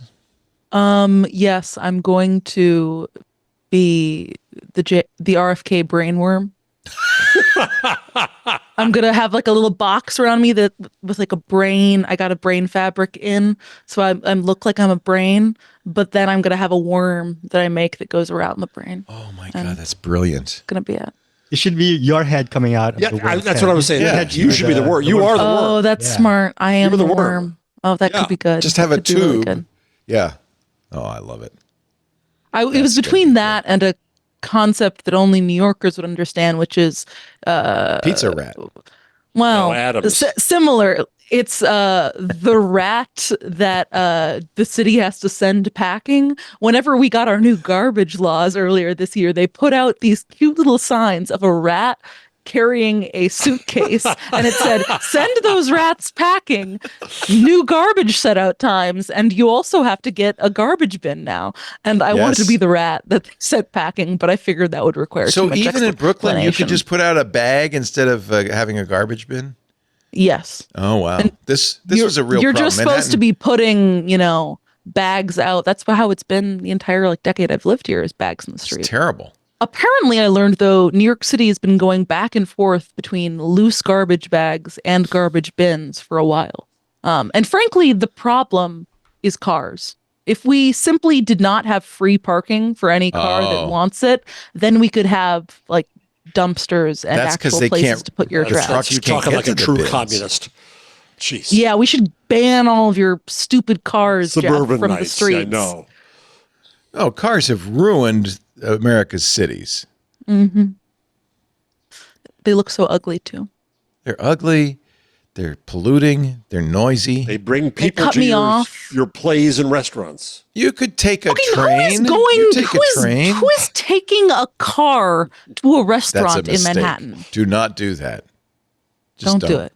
All right, let's take a little break, and when we come back, sorry, I have a great parking trick that I will not reveal because I don't want anyone else to know it. I'm not going to say it. I'm confused by it also, Leo. how could you? What could you do? What, you have a handicap placard you put out? What could you It's a New York do? parking trick, and I'm not going to reveal it. Parking trick. Wow. This is the sort of thing that, Jeff's people get most of the space in New York City, and he also gets to keep his secrets too. This is why, by the way, Paris, you can well, you don't have a car, but it's why you don't have a car, because you could never. I thought you were going to say this is why I'll never be able to afford a home, and I was like, I don't know how that tracks. Probably is true. That too. Look how many square feet Jeff has. You could have a family of 12 in his library. My alone. apartment is probably the size of here. There's a book I want to get office. about the old Soviet Union, and it's fairly new out, and it shows a diagram of a typical building, then a typical building after the revolution, and how many more units there were. And then a typical layout of a kitchen and how that operated once the revolution came. What book is this? Hold on, I'll tell you in a second. It's Kitchens of Soviet Union. Let me look at my Amazon wish list. We actually are. I just got another 1970s apartment interior design book off eBay that's going to be coming in a week. Mid-century modern. We love to see it. The Soviet Century, Archaeology of a Lost World. Oh, I would. You know what? That sounds like a great book. It's not just. Well, they have an audio book of it, but you don't get the diagrams then. That sounds wonderful. It's I'm really going to buy that. Yeah. That sounds really good. So we're going to take a break. When we come back, Jeff will reveal his parking secret. No, I will not. No, I will not. We'll pick a story, as will Paris. I think you owe it to Paris to reveal your parking secret. She's not going to use For all it. those cars I'm driving. Actually, I drove a car last weekend. A zip car, probably, right? Yes. Are you To a the good Queens driver? County Farm Museum. I am a very good driver. She's. We'll talk about it after the break. After the break, we'll talk about it. Our show this week brought to you by US Cloud. I talked to these guys last week, and I was literally blown away. First of all, I'd never heard of them. But they explained why you need to know about them. They are the #1 Microsoft Unified Support replacement. So the way Microsoft, and you know this if you're a Microsoft, company that uses Microsoft, they have the way they price their stuff. It's kind of like a basket. Whether you use it or not, you pay for it. And it's not the best support, let's face it. It's not the fastest support. It's definitely the most expensive support. That's why US Cloud is the global leader in third-party Microsoft Enterprise support, supporting 50 of the Fortune 500. And why? Because when you switch to US Cloud, you could save your business 30 to 50% on a true comparable replacement for Microsoft Unified Support. Comparable may not be the right word. I think it's better. US Cloud supports the entire Microsoft stack 24/7, 365 days a year. They respond faster. They resolve tickets quicker for all their clients all over the world. And you always talk to real humans, not just real humans, but real experts, expert level engineers with an average of 14.9 years. And that's for break, fix, or DSE. They make an strong effort to get the best engineers. And because they're a great company to work for, the best people work for them. And that's good for you as a customer because you're going to get people who can answer your question can fix your problem, and you're going to get them fast. Their teams are 100% US based, which is good even if you're not a US company because your data doesn't leave the US. And they do something Microsoft continuously refuses to do. They back themselves with financially backed SLAs on response time. That's a firm, financially backed guarantee. And initial ticket response averages are under 4 minutes. That's fast. When things aren't working, when the system is down, fast is important, right?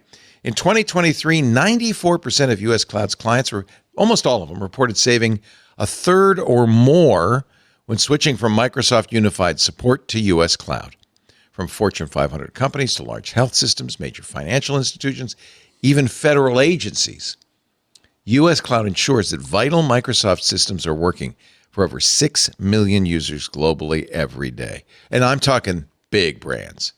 Listen to the people who use and trust U.S. Cloud: Caterpillar, HP, Aflac, Dun & Bradstreet, Under Armour, KeyBank, even the IT folks at Gartner have chosen U.S. Cloud for their Microsoft support needs. That's telling, I think. I have a great quote. This is from a director of information technologies who says, within an hour, U.S. Cloud responded with, I want to say, 4 engineers. So not only did they bring the right guys to the call, but they brought the cavalry. I just felt like, wow, that was amazing. That was unlike anything I had experienced with Microsoft in my 8 years of being with Premier. We made the right choice. You should make the right choice with U.S. Cloud. And by the way, when it comes to compliance, no one gets it more than U.S. Cloud. ISO, GDPR, ESG compliance. It's not just regulatory requirements for them. It's a strategic imperative that drives operational efficiency, legal compliance, risk management, and corporate reputation. It's important to you. It's important to them. These standards foster trust and loyalty among customers, which is pretty darn important, and stakeholders, attracting investment. It ensures long-term stability and ensures success in a competitive global market. You want U.S. Cloud. You at least do me a favor, find out about it. Do yourself a favor, go to uscloud.com, book a call today, find out how much you're going to save, how great this service is. It's amazing. uscloud.com. Get them on the line. Get faster Microsoft support for less. Faster and, dare I say, better? Yes. uscloud.com. We thank them so much for supporting This Week in Google and the search for the greatest parking space in New York City. Thank goodness we have a technique. Have a technique, and we're not going to be able to figure out what it is. A short car? Maybe like a really, like a I thin... like to imagine he kind of uses his height to stand the car up on its butt, so it only takes up like a quarter of the parking space. I know, wheels that turn sideways so you can roll in sideways. He's not going to tell us. All right. What did you find was there a farm museum in Queens? So I, this weekend, went to the Queens County Farm Museum. Oh gosh, my microphone is doing the thing. Hold on. I can still hear you. It was playing the microphone noise, which was very loud and scared me. But we didn't hear it, so it's okay. Yes. So did you go to the Amazing Maze? I went to the Amazing Maze at the Queens County Farm Museum, which is a giant corn maze, and it was delightful. I also got a pumpkin. Did you go to the donut shop? The donut shop line was too long, so I did not go. Oh, but I bet they have apple cider donuts. They have apple cider donuts. I got a pumpkin spice beer. I had a very lovely time. Look at that maze. That's a beautiful maze. It's in the shape of a monarch butterfly. Each year has a theme. It also had kind of a puzzle component, a crossword component to the maze. It was so fun. Crossword?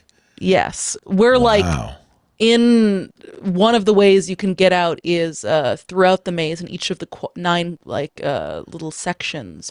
There is a the answer to a crossword question, which is in your little booklet you're given as you go into the maze. And Is that how you looked when you got out of the maze? that is how I looked when I got out of the Oh maze. my God, it's been days. They have somebody out there on that little bridge that is like live commentating everybody getting out of the maze. So they're like, No. the blue flag is coming up. They're about to be here. Oh, so you get a flag when you go so they know where Yep, you yeah. are. So they know What where color you are. was your flag? Blue. Blue. The Last big year it news was blue here and red. is that a cool person from Brooklyn went to Queens. That's true. And last year, I also mentioned going to this maze in the podcast. And but last year I didn't plan ahead and think about the fact that also a cool thing in Queens is Flushing Chinatown. So this year I extended my Zipcar reservation for the whole day and then drove my friends to Chinatown, navigated the Flushing crazy traffic, pulled my car into a weird little car elevator so I could park, and then went and got dim sum. Car elevator. That's Jeff's trick. I bet it is car elevator. Did you get pumpkin spice dim sum? No, it was regular. Although there was a weird hot dessert at the end that was kind of like a porridge, but not, that could have been pumpkin spice flavored. I'm sorry, but Chinese desserts are not. Listen- Indian No, desserts they're in not China, very good. not good. No. No. Stick with the savory.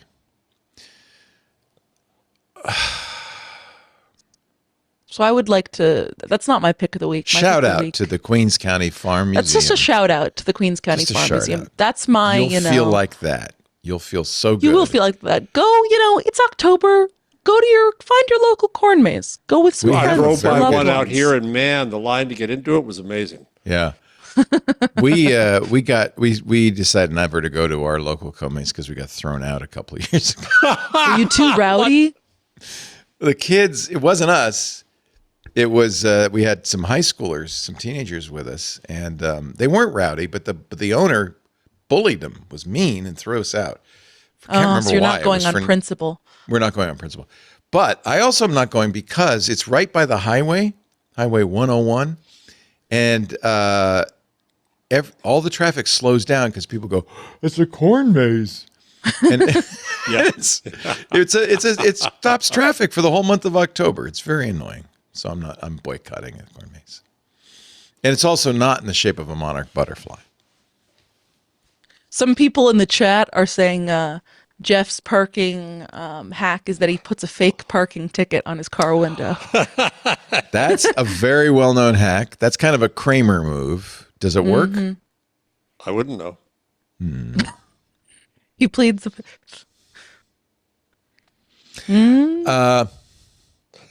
The stuff in the chat is pretty funny.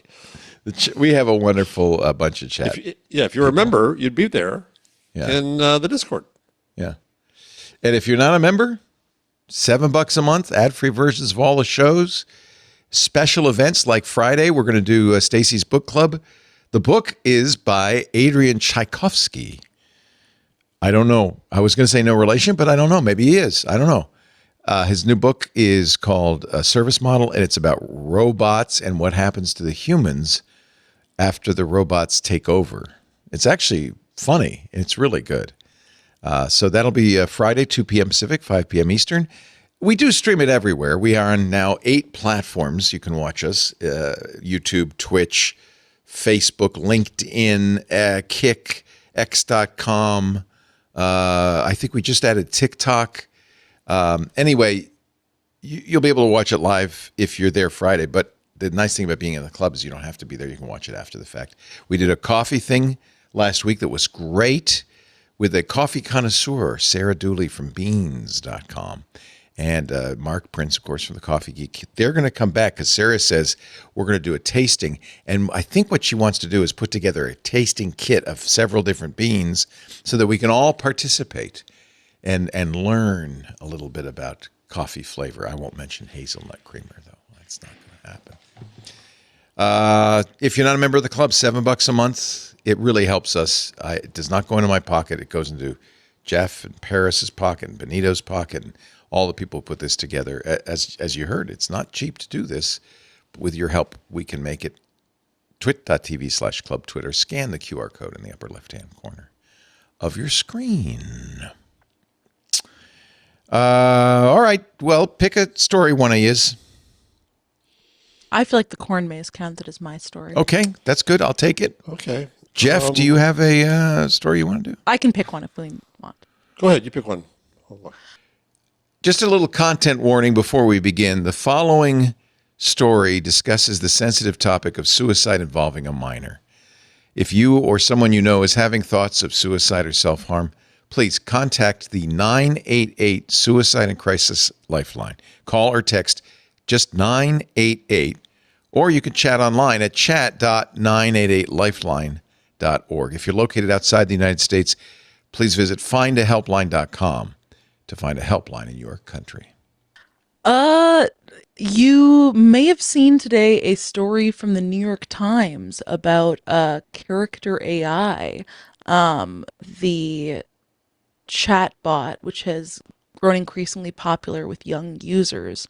The headline in the story was, "Can AI be blamed for a teen suicide?" Oh, and it's God. specifically about the mother of a 14-year-old boy who grew obsessed with one of these chatbots and says that it helped push him over to the edge and may have played a role in his eventual death. It is so tragic. There's nothing more tragic, but it's highly likely that the AI was helping the kid with other problems. Not I mean, yeah, the pushing him kid over the has like edge. mild Asperger's. The thing that I think is interesting here is the article is really interesting. It's by Kevin Roose in the New York Times. Oh, it there kind you of go. goes into Yep. both sides of the argument. It's also a column. Look, I feel for the family. Absolutely. Terrible, terrible story. I don't think the chatbot, my daughter was obsessed for a while with a chatbot. She was sure understood her and was talking to her and stuff.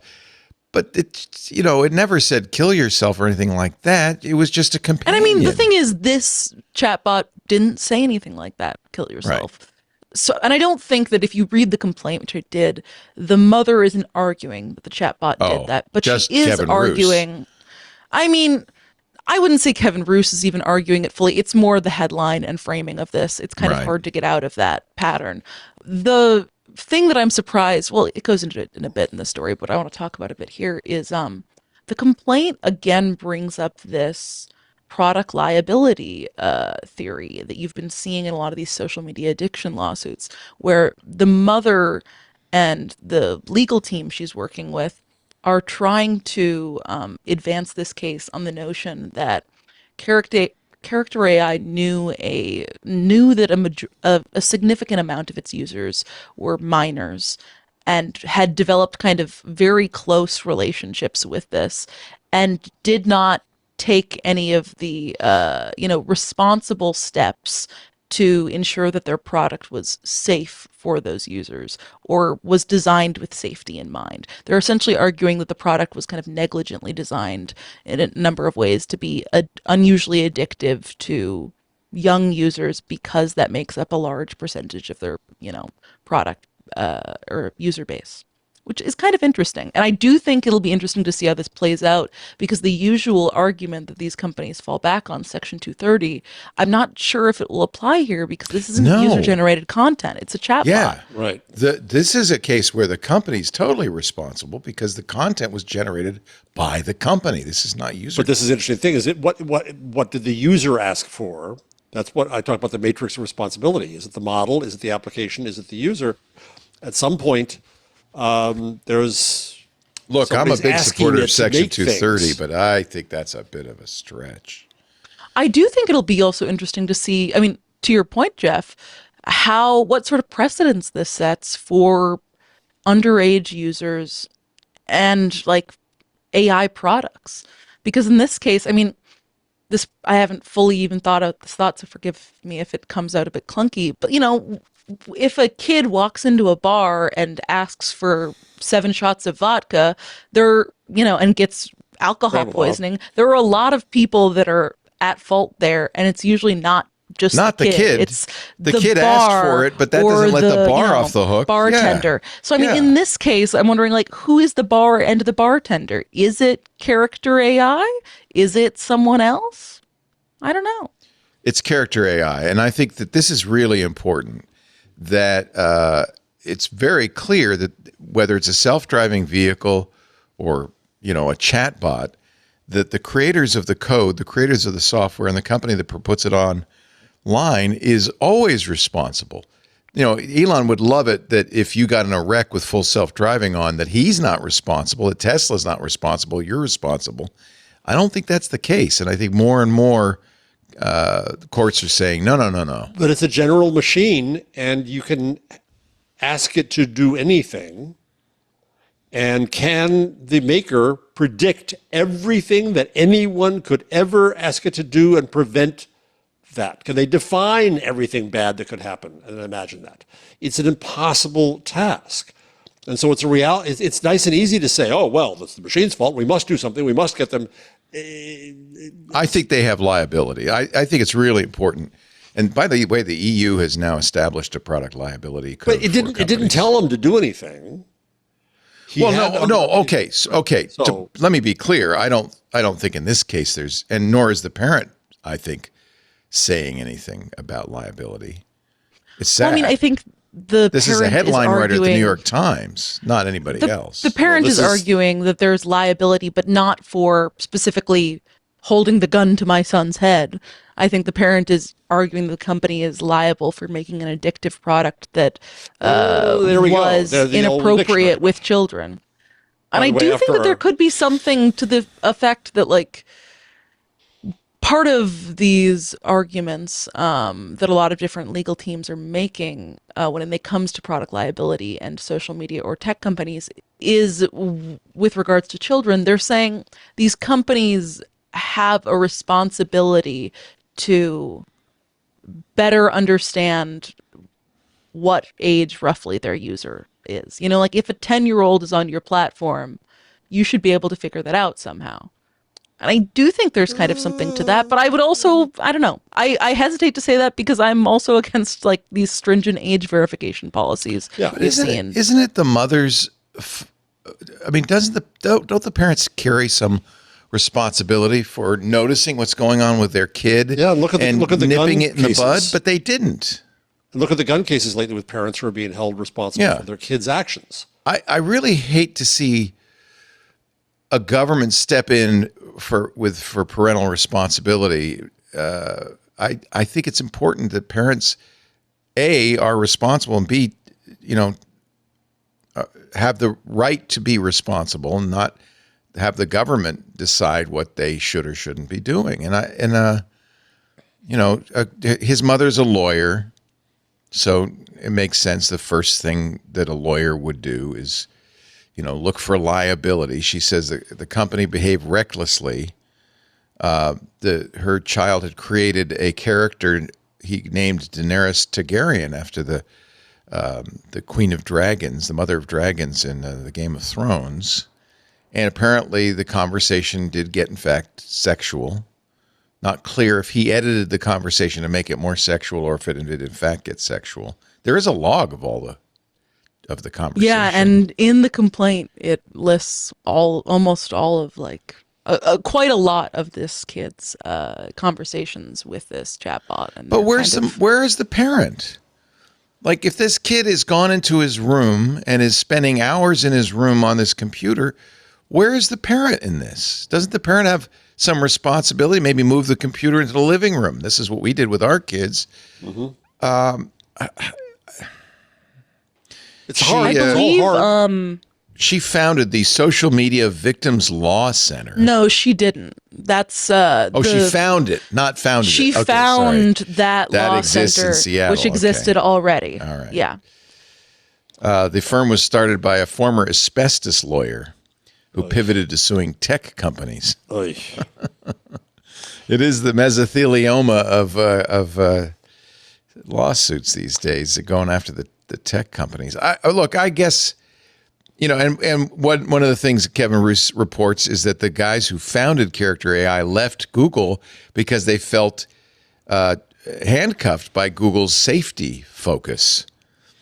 And they wanted to do something a little. This is the quote, there's just too much brand risk in large companies to ever launch anything fun. So they launched something fun. Not a great quote.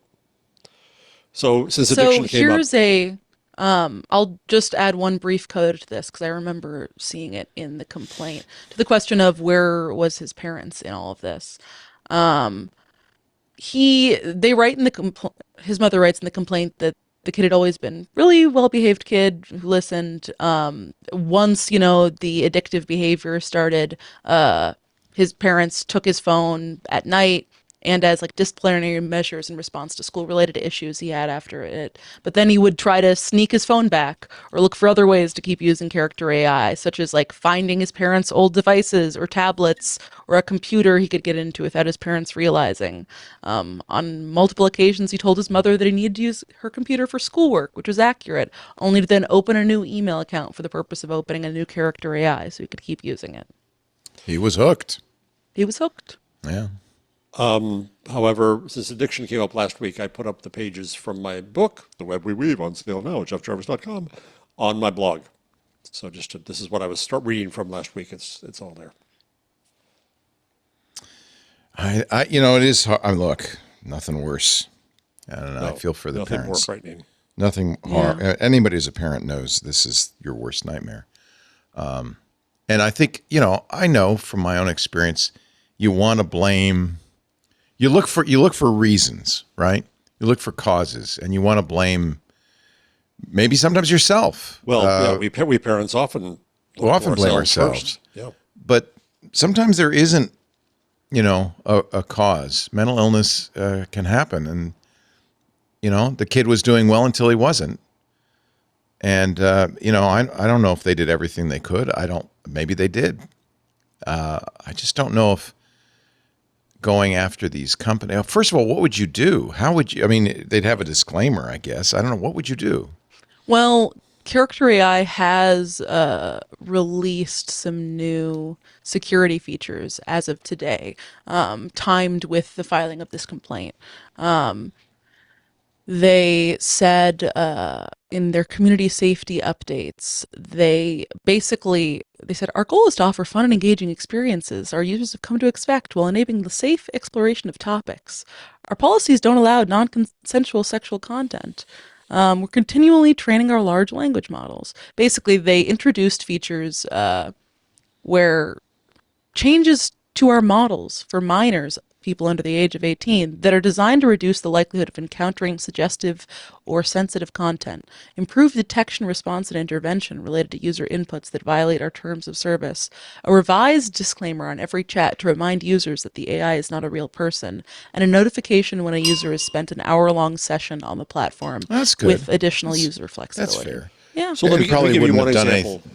Go ahead. Of maybe so I talked the other day to the AI person at Schibsted, which is a brilliant Nordic media company. They're the envy of the media world. They're the smart ones. And one of the examples she said of what they've created was Aftonbladet, I think it's the one in Sweden, created an election buddy, which was just a bot that would answer questions about the EU election that was coming up, which is a big deal, but nobody ever knows about it. And they got 150,000 queries in no time flat, which doesn't sound like much here, she said, but it's Sweden, it's smaller. And they did it as RAG. And so the data that it used was the data that the paper gave it. And people tried, they saw what people were asking it. People tried to push it. People tried to get it to recommend overthrow of government or whatever, and it wouldn't do it because it was in a limited world. Part of the problem with these large models is they are not and cannot be limited in that way. They will go to anything. They will go to any combination of words that anybody's ever come up with before. And I don't think we want to outlaw all of them, but I don't know anything short of outlawing them that you could do that could guarantee that it won't do X, Y, or Z.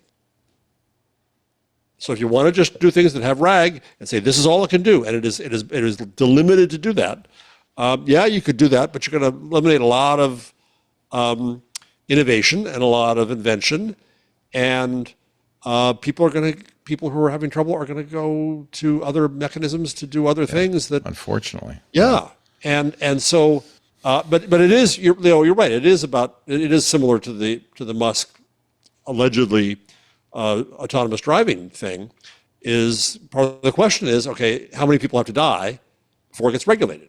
Right. I'm all for regulating Elon Musk self-driving because it's a lie. But in this case, this is not a car.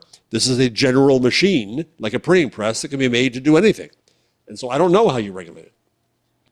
And maybe we have to live with that. Jeff's blog, by the way, and the quotes that the article he was talking about at buzzmachine.com, the technology addiction trope.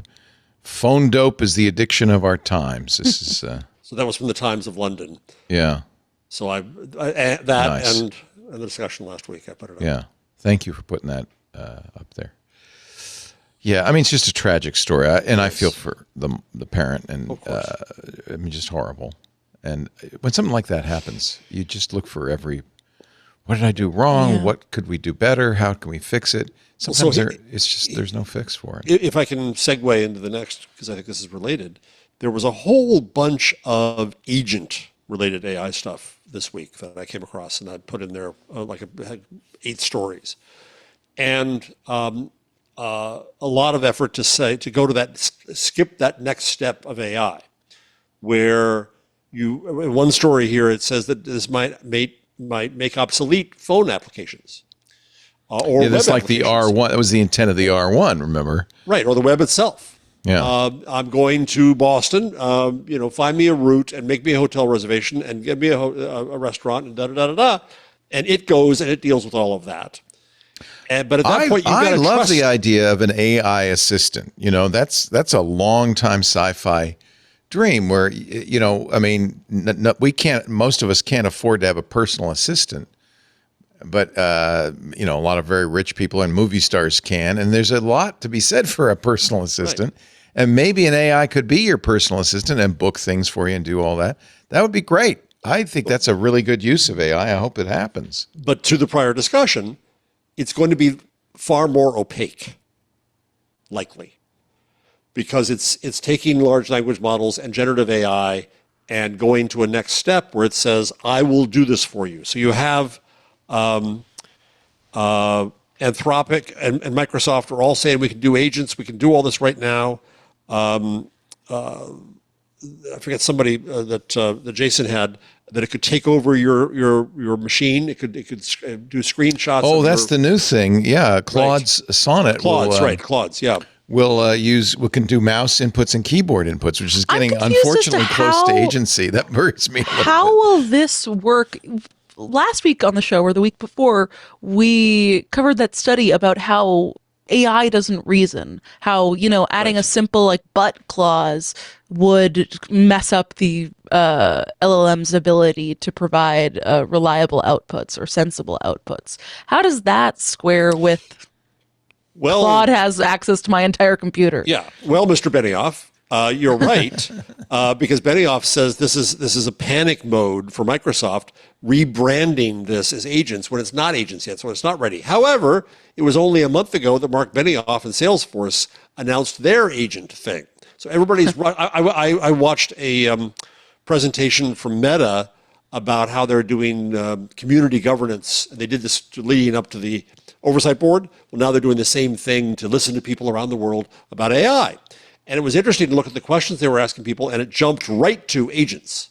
It wasn't about ChatGPT. It wasn't about queries. It was about how you're going to work with agents. So they're presuming that we're almost there to do that. I think it's overblown as much as AGI is, but we're going to see a lot of agent hype. I have gone back and forth, as you know, on AI, and I think it's pretty clear it's going to be it's going to be both. It's going to be both a pile of nothing and very useful. And actually we've even seen that at play right now. And I think it's going to get more and more and more. AI is not going to be the ultimate solution to everything, but AI will be useful. And I think both can be true. It'll be as perilous as the internal combustion engine. Yeah, talk about peril. Yeah. But it'll also be as beneficial, unless you're Paris Martineau and don't want to go near one because you think that you're above driving. I think most technology is a double-edged sword. Nuclear power can be a nuclear bomb. Fission has the promise of both. I think most technologies can be both good or bad. And I think that's always been the case. In fact, that's always been kind of one of my mission statements is technology is agnostic. It's up to us as users of technology to use it for good and not ill. Speaking of which, how small are the small reactors that Amazon is developing? The modular. I hope they're Is that like a Triscuit desktop size. reactor we're all going to have? Not that small, but Okay, small. So this nuclear power is a perfect example of, first of all, AI uses so much energy. It's horrific, the amount of energy AI uses. Yeah, and for what? That stupid song that you wrote that you made into a song out of Suno, used enough power to air condition 13 homes. Not just power, water too. Water. Yep. Yeah, it's a nightmare. And that's something we're going to really have to address, okay? But meanwhile, Amazon, Google, Microsoft are desperate for power, and all three companies have either reactivated, in the case of Microsoft, 3 Mile Island, a nuclear power plant. In the case of Amazon, are investing in smaller power plants. So nuclear power has pros and cons. There are no emissions. It doesn't harm the environment. It does create nuclear waste, but that is probably can be dealt with. The real problem with nuclear power is very expensive. That's why Microsoft is putting 3 Mile Island back up, because it's already built. Building new ones is very expensive. So the whole idea of these modular, smaller nuclear power plants, they're simpler, probably safer, but also cheaper to make. And that's something important too. This is, to me, a bigger problem with AI is not that it's going to suborn your children or lead you off the road, but it's going to use a huge amount of natural resources that we can't really afford to give them. I don't know what we do about that. And that's what the Stochastic Parents paper emphasized, is that we're looking at all this BS future shock crap when we should be dealing with these present day issues. And when you ask an AI proponent of that, most of the time, Bill Gates, Sam Altman, and others, I think the most recent Nobel Prize winner, say, oh, no, don't worry about it, because AI will solve the problem that it's creating. The thing is, like, AI is not going to solve the problem. AI is going to give us a solution, but that solution is going to be the solution we already know. Like, Probably, cut back on fossil fuels. It's going to be that stuff. And then they're going to be like, oh, no, AI doesn't know. They're going to be like, Rupert Murdoch and New York Post are suing Perplexity AI for a brazen scheme. Surprise. Free riding on valuable content. I like Perplexity, by the way. I use it for search. It does a very good job. News publishers seek redress for Perplexity's brazen scheme to compete for readers while simultaneously free writing and the valuable content publishers produce. It is the same. It's the link text all over again. Yeah, exactly. And this Murdoch started this all. Yeah. Well, actually, the Germans started it all with the, ready? Leistung Schutzrecht. But then Murdoch took it over and did what he did in Australia. New York Times is suing OpenAI. Yeah, publishers are suing OpenAI. Yeah. Jeff, did you want to rant about this? Go ahead, rant about it.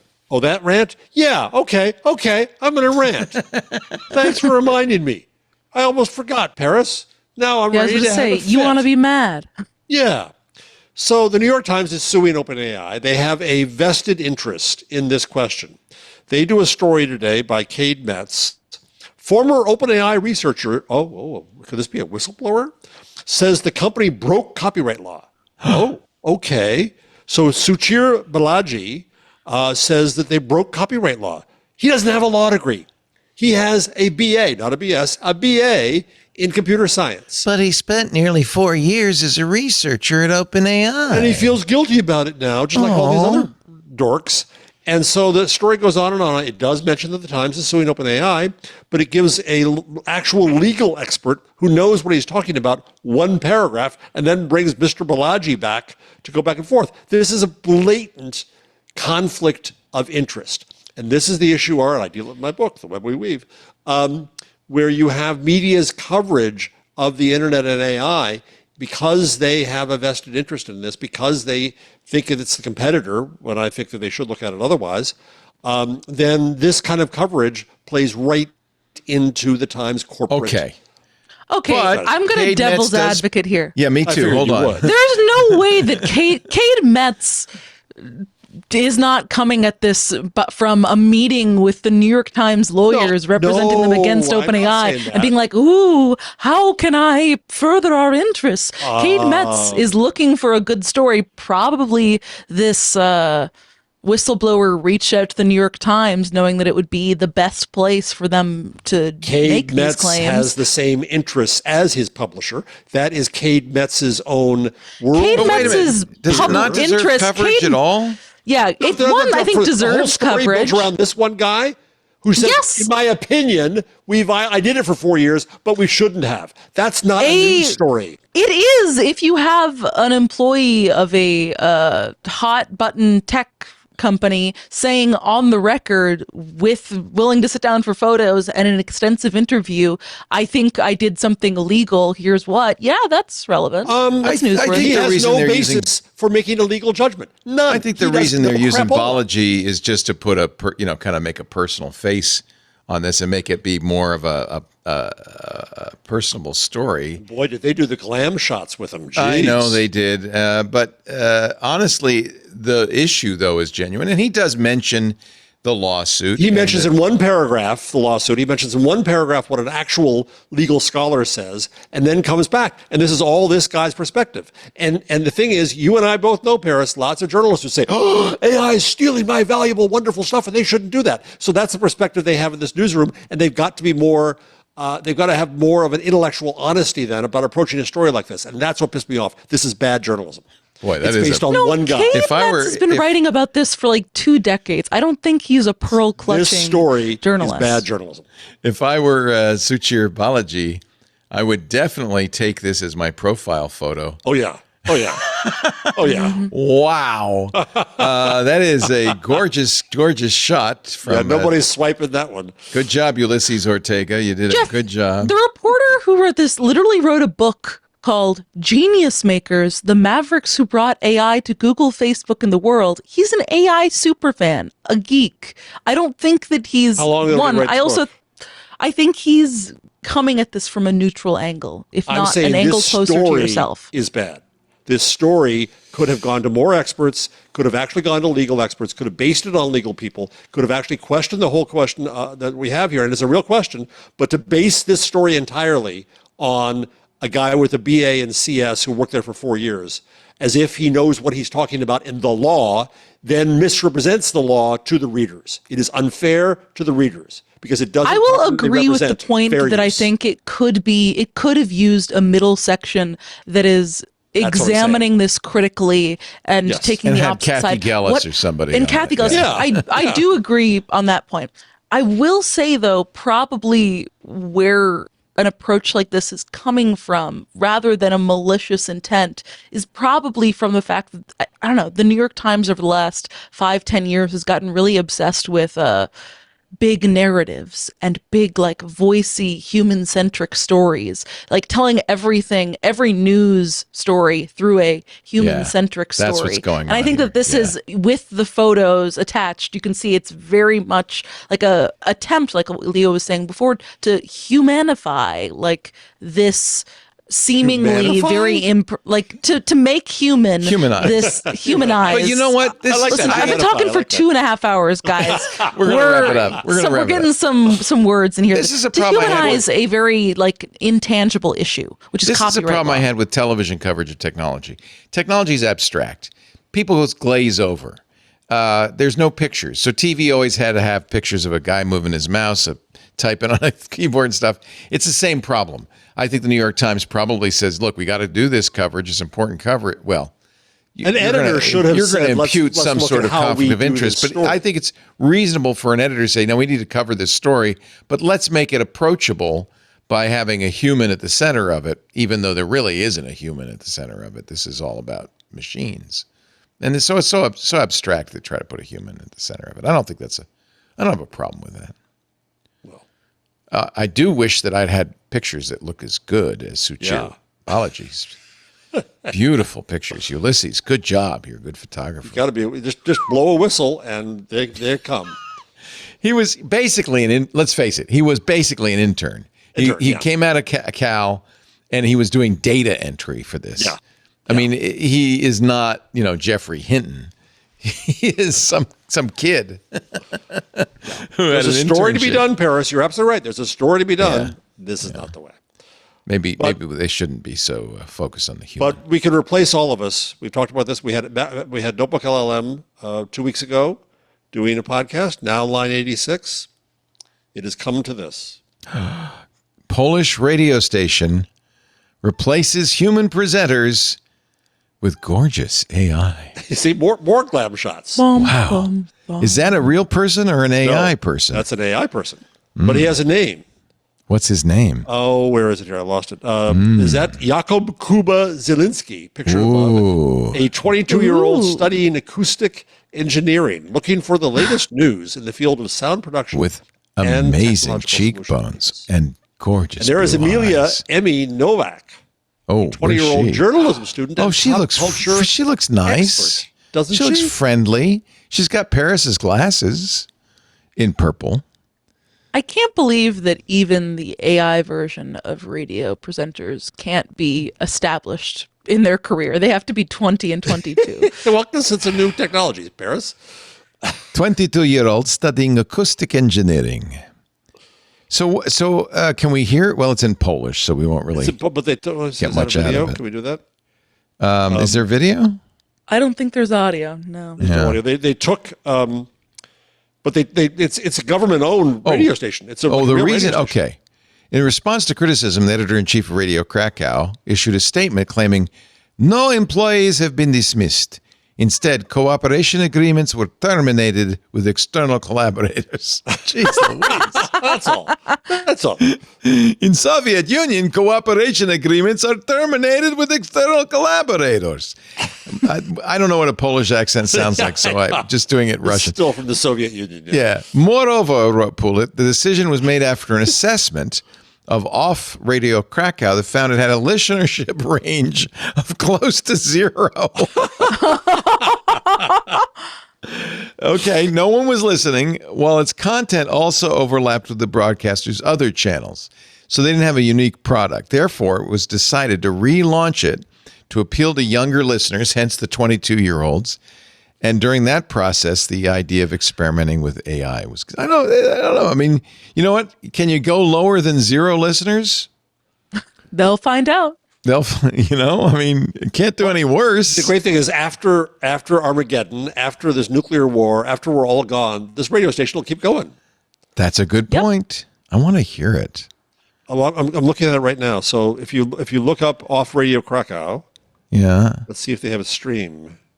Oh, I really want to hear these AIs. The thing is that Notebook LM that we played, those people completely are believable. Yeah. Here we go. Let me play a little bit of this for you. Good. Oh, no, that's just an article. Shoot. Playlista? Playlista. Podcasty.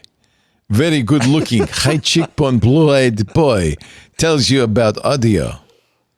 Oh, hold on. That's podcasts here. Let's see if it has Radio Crack. I think when you name a radio station off, it probably encourages the wrong idea. Podcasty. Here's a podcasty, but nothing happens when I click it. Okay, well. We tried. She looks so friendly. She does. She does. She looks like a nice person. So here's the. You think she's hooking up with the guy? No, I bet that is. No, I think she's a professional. Yeah.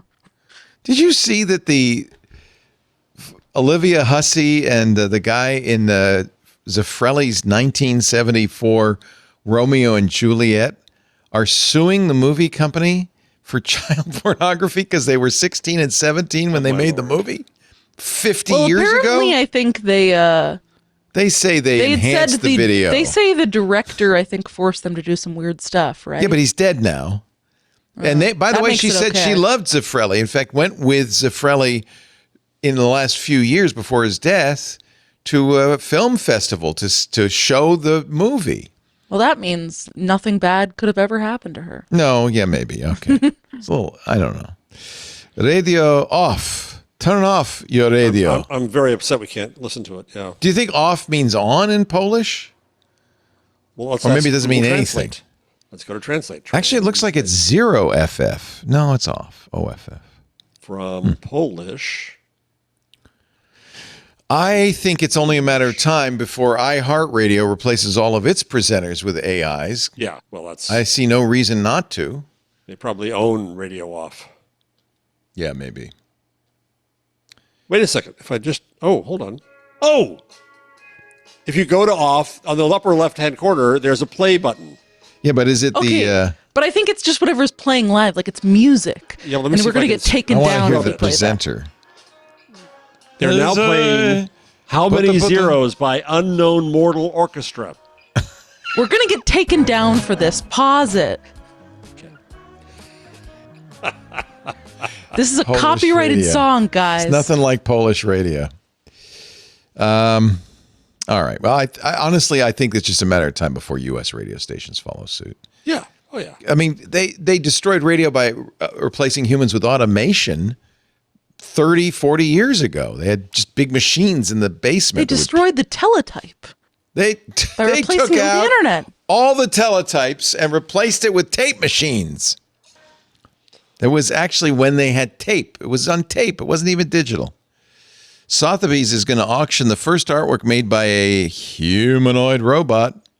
This is so dumb. I put it there, but it's dumb. I am and depend on computer programs and algorithms. This is the same robot that testified before the Lords in the UK. Oh, this is just like... Okay, just can we get that obnoxious. robot better clothes? Why Or a is it better wearing- face. And Look at makeup and that. hair. What the hell is that? That's disgusting. A robot artist. I don't think Benito would approve. Why is the robot wearing overalls? Who's controlling the robot? Aha. Elon Musk.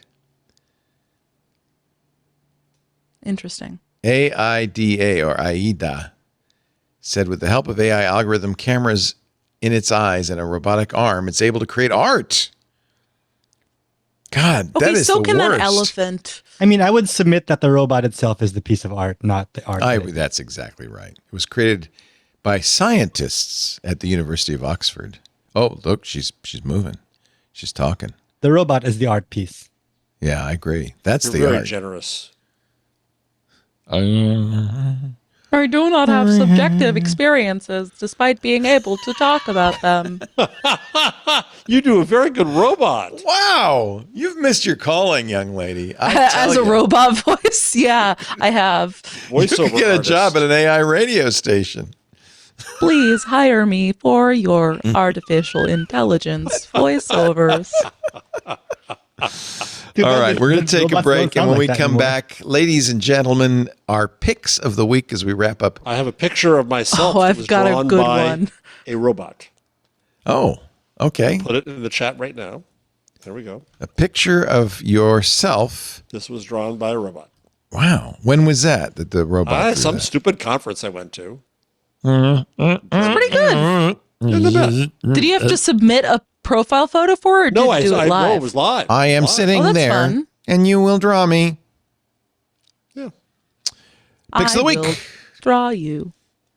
My pick of the Oh, week. please do it in your robot voice. Oh, please, at least start. My pick of the week this week, this is going to be too hard to do, is November's coming up. And I've decided that this November I'm going to do something I've always wanted to do, which is try to watch as many Nick Cage movies as possible. So I'm naming it Nickvember. This is so Which good. is Nick my Vember. quest. It's Nick Brilliant. Vember, and I'm gonna watch 31 Nick Cage movies in Nick Vember. And I wanted to, let you guys know about this. If you have any favorites that I should throw in there, let me know. Well, let's take But- a look at Nick's oeuvre. I started Nick Vember a little early because I was sick earlier this week and was like, well, I'm probably not going to be able to watch Nick Cage movies on Wednesdays in November because I'll be doing this podcast. I do like The Unbearable Weight of Massive Talent, if you haven't I'm seen excited that. to watch that, but I feel That like is it's got to quite come good. later in Nick Vember after I've And seen Pig, a lot of. you Are got to doing- see are you Pig. doing Pig an is- order? Any kind of order? No order. The order is going to be whatever I feel, but then I'm going to try and I'm going to put a lot of the good movies on weekend days so that people can come and watch it with me. In 2017, he made 1, 2, 3, 4, 5, 6 movies. Well, the thing is, he went through a period of being extremely in debt because he spent too much money on like a pyramid and like weird animals. Right? Yeah. So last night I watched Vampire's Kiss, a Nick Cage movie from the 80s that I highly recommend. Nick Vember began, you watched it. Yes, it was my early Nick Vember gift. Warm-up. I realized that I'm probably not going to be able to watch Nick Cage movies on a Wednesday night because I do Werewolf this podcast. Women of the so SS. I'm doing a couple. That sounds good. Okay, so this is that's what you got to watch. Yeah, I last night was, looking on a website. Some might call it an illegal downloading website. No, one of my friends was showing me, but I would never engage in that myself. We were looking at all of the films tagged Nick Cage to see what else I should add to my list. It's just endless. And one came up that I've since found. I was like, it was called Elvis Found Alive. It was a film from 2012. And I was like, how does this relate to Nick Cage? Nick Cage is only in it briefly, I guess, because he at one point was married to Elvis's daughter. But as I was looking on this illegal streaming site at this movie, in the comments of it, it said, wow, that guy looks like Leo Laporte. And let me tell you, he does. Look at the IMDb page. What is it called? Elvis Found Alive. It's in the rundown. That's I don't know if I want to see that. Unfortunately look like you. I would say you got to see Birdie, which was his breakout film. Okay. And is considered by many to be a classic. There's some really, it's interesting. Nicolas Cage is like those British actors who do a lot of great movies and then just do so many terrible movies. Yeah. All right, here is the picture of Nicolas Cage as, you think that looks like me? Well, no, that's not Nick Cage. I don't think it looks like you, but people in the comments where is the picture? Yeah.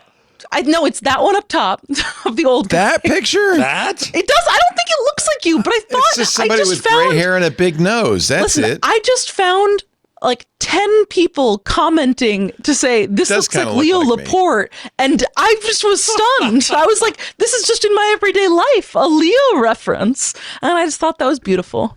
It could be you. I think it looks just like me. But Nick Cage is not really in this movie, in which which is about Elvis actually being a government agent and being alive the whole time. I think he's briefly in a shot. Raising Arizona, completely agree. Raising Arizona, great. I've seen that. Amazing. I'm gonna watch some of Face Off is my favorite. Fast Times. Fast Times. He's a small character. He's a small bit part in that. Brad's bud. And he's credited as Nicholas Kim Coppola because that was his he's August original name. He's a Coppola. Because he's a Nepo baby. Yeah. They all are. All the actors are. Yeah. All the actors are. These days. Cotton Club, Birdie. Peggy Sue Got Married, Raising Arizona. His early stuff. Moonstruck. So the thing is, if anybody out there is thinking about watching Vampire's Kiss, highly recommend it. Insane film. It is also the movie he did after Moonstruck, and it could not be more tonally different. Well, that's what I think is interesting about him. I think he's a very creative feller. Nick Cage is by his own description in Vampire's Kiss, he describes himself as an incredibly horny man, and he is a literary executive in Chelsea. But he one night takes the wrong girl home and ends up bitten by a vampire, and chaos ensues. That is wild. I think Pig is really amazing, actually. He only has like 3 lines in it. Mostly he just says, I want my pig back. Great. Well, I'm going to watch it. The Rock is one of my favorites. Which one? The Rock. Of course, he's in Alcatraz. Yeah. These are a lot of great movies. Moonstruck, I know. It's going to be a great Nick Vember, but I'm just bringing this up so many terrible movies, too. Yeah. To suggest anybody else who wants to participate in Nick Vember, it's going to be the time of the year where you can watch Nick Cage films. We should, there's no way we could do this. Copyright law sucks. See, But I would love to stream Nick Vember. I know. I would love to stream Face Off. I wonder how they did it on Mystery Science Theater 3000. They used They were really a old, network. crappy public domain movies. They were public That's how- domain? They were I public think domain so. back Maybe then. they paid the cheap license. they had Or they were license, movies yeah. that no one owned anymore. Yeah, I think they were out of copyright. Con Air, another good one. Kiss of the Spider Con Woman, Air, I classic. can't wait for that. Yeah. Adaptation. What a great Adaptation movie is a that phenomenal film. I'm going to Yeah. be watching that again in November. You've seen all the good ones, probably. I haven't seen all the good ones. I've only seen a couple. I've seen Adaptation. I've seen Raising Arizona, Face Off. I've seen. I like your idea for Nick Vember. National brilliant. Treasure. National National Treasure Treasure is 1 going to be and a 2. weekend day. Yeah, where I'm going to force everybody to come and watch it at my home. Elvis Found Alive. Is that Nicolas Cage as Elvis? No, Nicolas Cage, despite the fact is being tagged in this movie, he does appear briefly, I think, in just footage of Elvis or Elvis's daughter. That's how But Nicolas IMDb Cage does is. not play a role in this film, really. Okay, yeah. I was very confused because I was like, dang, I guess I'm going to watch Elvis Found Alive. I didn't know this was a Nick Cage movie. I think you should It's watch it not. anyway. It also says I do the think I should Beatles watch it are in anyway. and Margaret's in it, Joan Baez, Milton Berle, Chuck Berry. I think they just put everybody. Tom Brokaw, George W. Bush. Yeah, no, I don't. Well, it's a It's a documentary, clearly. mockumentary. You mean Elvis wasn't found alive? Shockingly, no. Shocking. Let's get poor Jeff is yawning. Let's get Jeff's pick of the week before he passes out. Lack of You're oxygen. projecting again. I saw you yawn. You didn't yawn? Jeff while Jarvis ago. Found Alive. We should all do That's the it. face. That's the look. Okay. This amused me. Thank you, Steve Ballmer, for a concert app that made me want to scream. The What? Washington Post. So Steve Ballmer is a former CEO of Microsoft and now owns the Clippers. and the Intuit Dome, a $2 billion arena that Steve Ballmer built for his LA Clippers. And so this poor guy from the Washington Post, who is named, where's the name? It's here, Joel Stein, found that he had to download the Intuit Dome app. Oh, He Lord. received a bunch of scary emails with the subject lines that started with red exclamation points that said no one would be allowed into the arena without it. And although I had purchased 2 tickets, one would have to be transferred to my 15-year-old son's own Intuit Dome app. We had to show the tickets on the app to get in. I could not move these tickets to my Apple Wallet, use a screenshot, or print them out. Wow. To use the Intuit Dome app, I had to surrender my address, email, and phone number. Ugh. None of which I was able to autofill, unlike very other app I've used, by the way. If I wanted to buy anything at the Intuit Dome, they wouldn't take cash or Apple Pay. He had to use the Intuit Dome app. It's like being on United Airlines trying to buy a drink. The app strongly encouraged me to take a selfie for my Game Face ID so it could use facial recognition. It wanted my license plates for parking. And though it did not ask for a blood sample, The app brags about how its zoom through tech allows me to navigate Intuit Dome like a pro. This is not my goal. the seats use Bluetooth sensors and ultra wideband to determine if your mobile device is in or near a particular seat, including how long you've been in your seat. Oh, this is awful. Ballmer, who worked on every detail, told 60 Minutes last week, I really hate it when people wait in line. Waiting in line for toilets stops people from getting back into the game. People get frustrated. But he complained that it took longer to put all the information in than would be to stand in line for 30 toilets. I have to admit, this is a trend. Like if you go to a Ticketmaster concert, you have to have the Ticketmaster app. And I hate it. I hate it so much. But this is worse because I think it's also just, an accessibility issue. What if you're a person who doesn't have a smartphone and you want to go to a concert or a movie? They have or this a very show? Byzantine process of getting a paper ticket. Their ostensible reason is, well, there's too much ticket counterfeiting, and so we really want to have a validated way of knowing this is really your ticket. But really, of course, everybody knows they just want to get an app on your phone. Everybody just wants to get an app on your phone because that's the best way to learn everything they can about you privacy's dead. It really is. It's just, it's not good. It's just going overboard. So he said that when he got there, the Intuit app signed him out, and he couldn't get logged back in. Oh my God! So the attendant came over and used an iPad to look up, and then she could not find our tickets. They did find however, find their faces. After 5 minutes of recovering passwords, the nice woman said I was close enough to solving the Intuit Dome app's 3 riddles to be allowed inside. I think that's a joke. So he's at the hands with this. I know I sound like a 53-year-old Luddite, but I asked Laszlo, his son, what a great name for a kid, Laszlo. I like Good name. what his Intuit Dome app password was. He told me it was nearly identical to the one I had picked. I hate this 1, 2, 3. Thank you very much, Chris Stein or Joel Stein, and his son Laszlo Stein. Laszlo, yep. Yep, not surprised. This is the way the world is nowadays, and this show is rapidly Technology. becoming It's ruining ineligible everything for the world that was. That's going to be the title of the show. Technology's ruining everything. Jeff Jarvis, congratulations. Say once again what you do for a living. I am a visiting professor at the School of, the School Can you say it without looking it up? Okay, I'll close my laptop.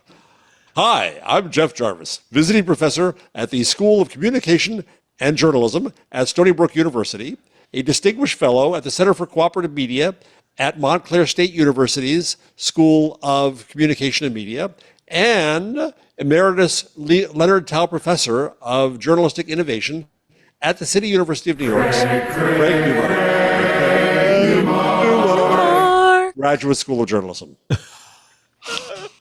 And you're going to have to enter all this in, Benito. It's going to fill up the entire screen. Yeah, use a larger congratulations. font 'cause I'm old. This has been in the works for some time, and I'm glad that we can finally tell people. Yes. And of working course, on you some fun should. things at these places. I'm working on AI things and other things. Your students are always very fortunate, I have to say, because they're learning from somebody who really knows his stuff. You get to do that when you read his books, the Gutenberg Parenthesis magazine. The new one is called The Web We Weave. You can get them all at the Gutenberg Parenthesis. You can get them at jeffjarvis.com. Oh, is that new? No, it's been there for 3 weeks, but that's okay. You're old. Newish. Your hat is tight. Jeff, well, it is cutting off the circulation. Yeah. jeffjarvis.com. So we should just use that from now on. Yeah, that's it. Yeah. Okay. Paris Martineau writes for the information at theinformation.com. Yes, I do. If you're not a paid subscriber, subscribe. Paris She admits is a it. robot. She's a very good one. I am a robot for the rest of this episode. Her signal is martineau.01, or 01, I should say. Thank you, Paris. Great to have you and your robotic buddies on the show. Thank you, Leo. You're welcome, Paris. We do This Week in Google every Wednesday, 2 p.m. Pacific, 5 p.m. Eastern, 2100 UTC, live on 8 different platforms. 8 different platforms. I couldn't even get the fingers right. That would include, of course, Discord for our Club Twit members. If you're not a member, twit.tv/clubtwit. But it's also YouTube and Twitch and Kick, X.com, LinkedIn, Facebook, and TikTok. Very happy to be on TikTok as well. Hello, everybody. What do we have here today?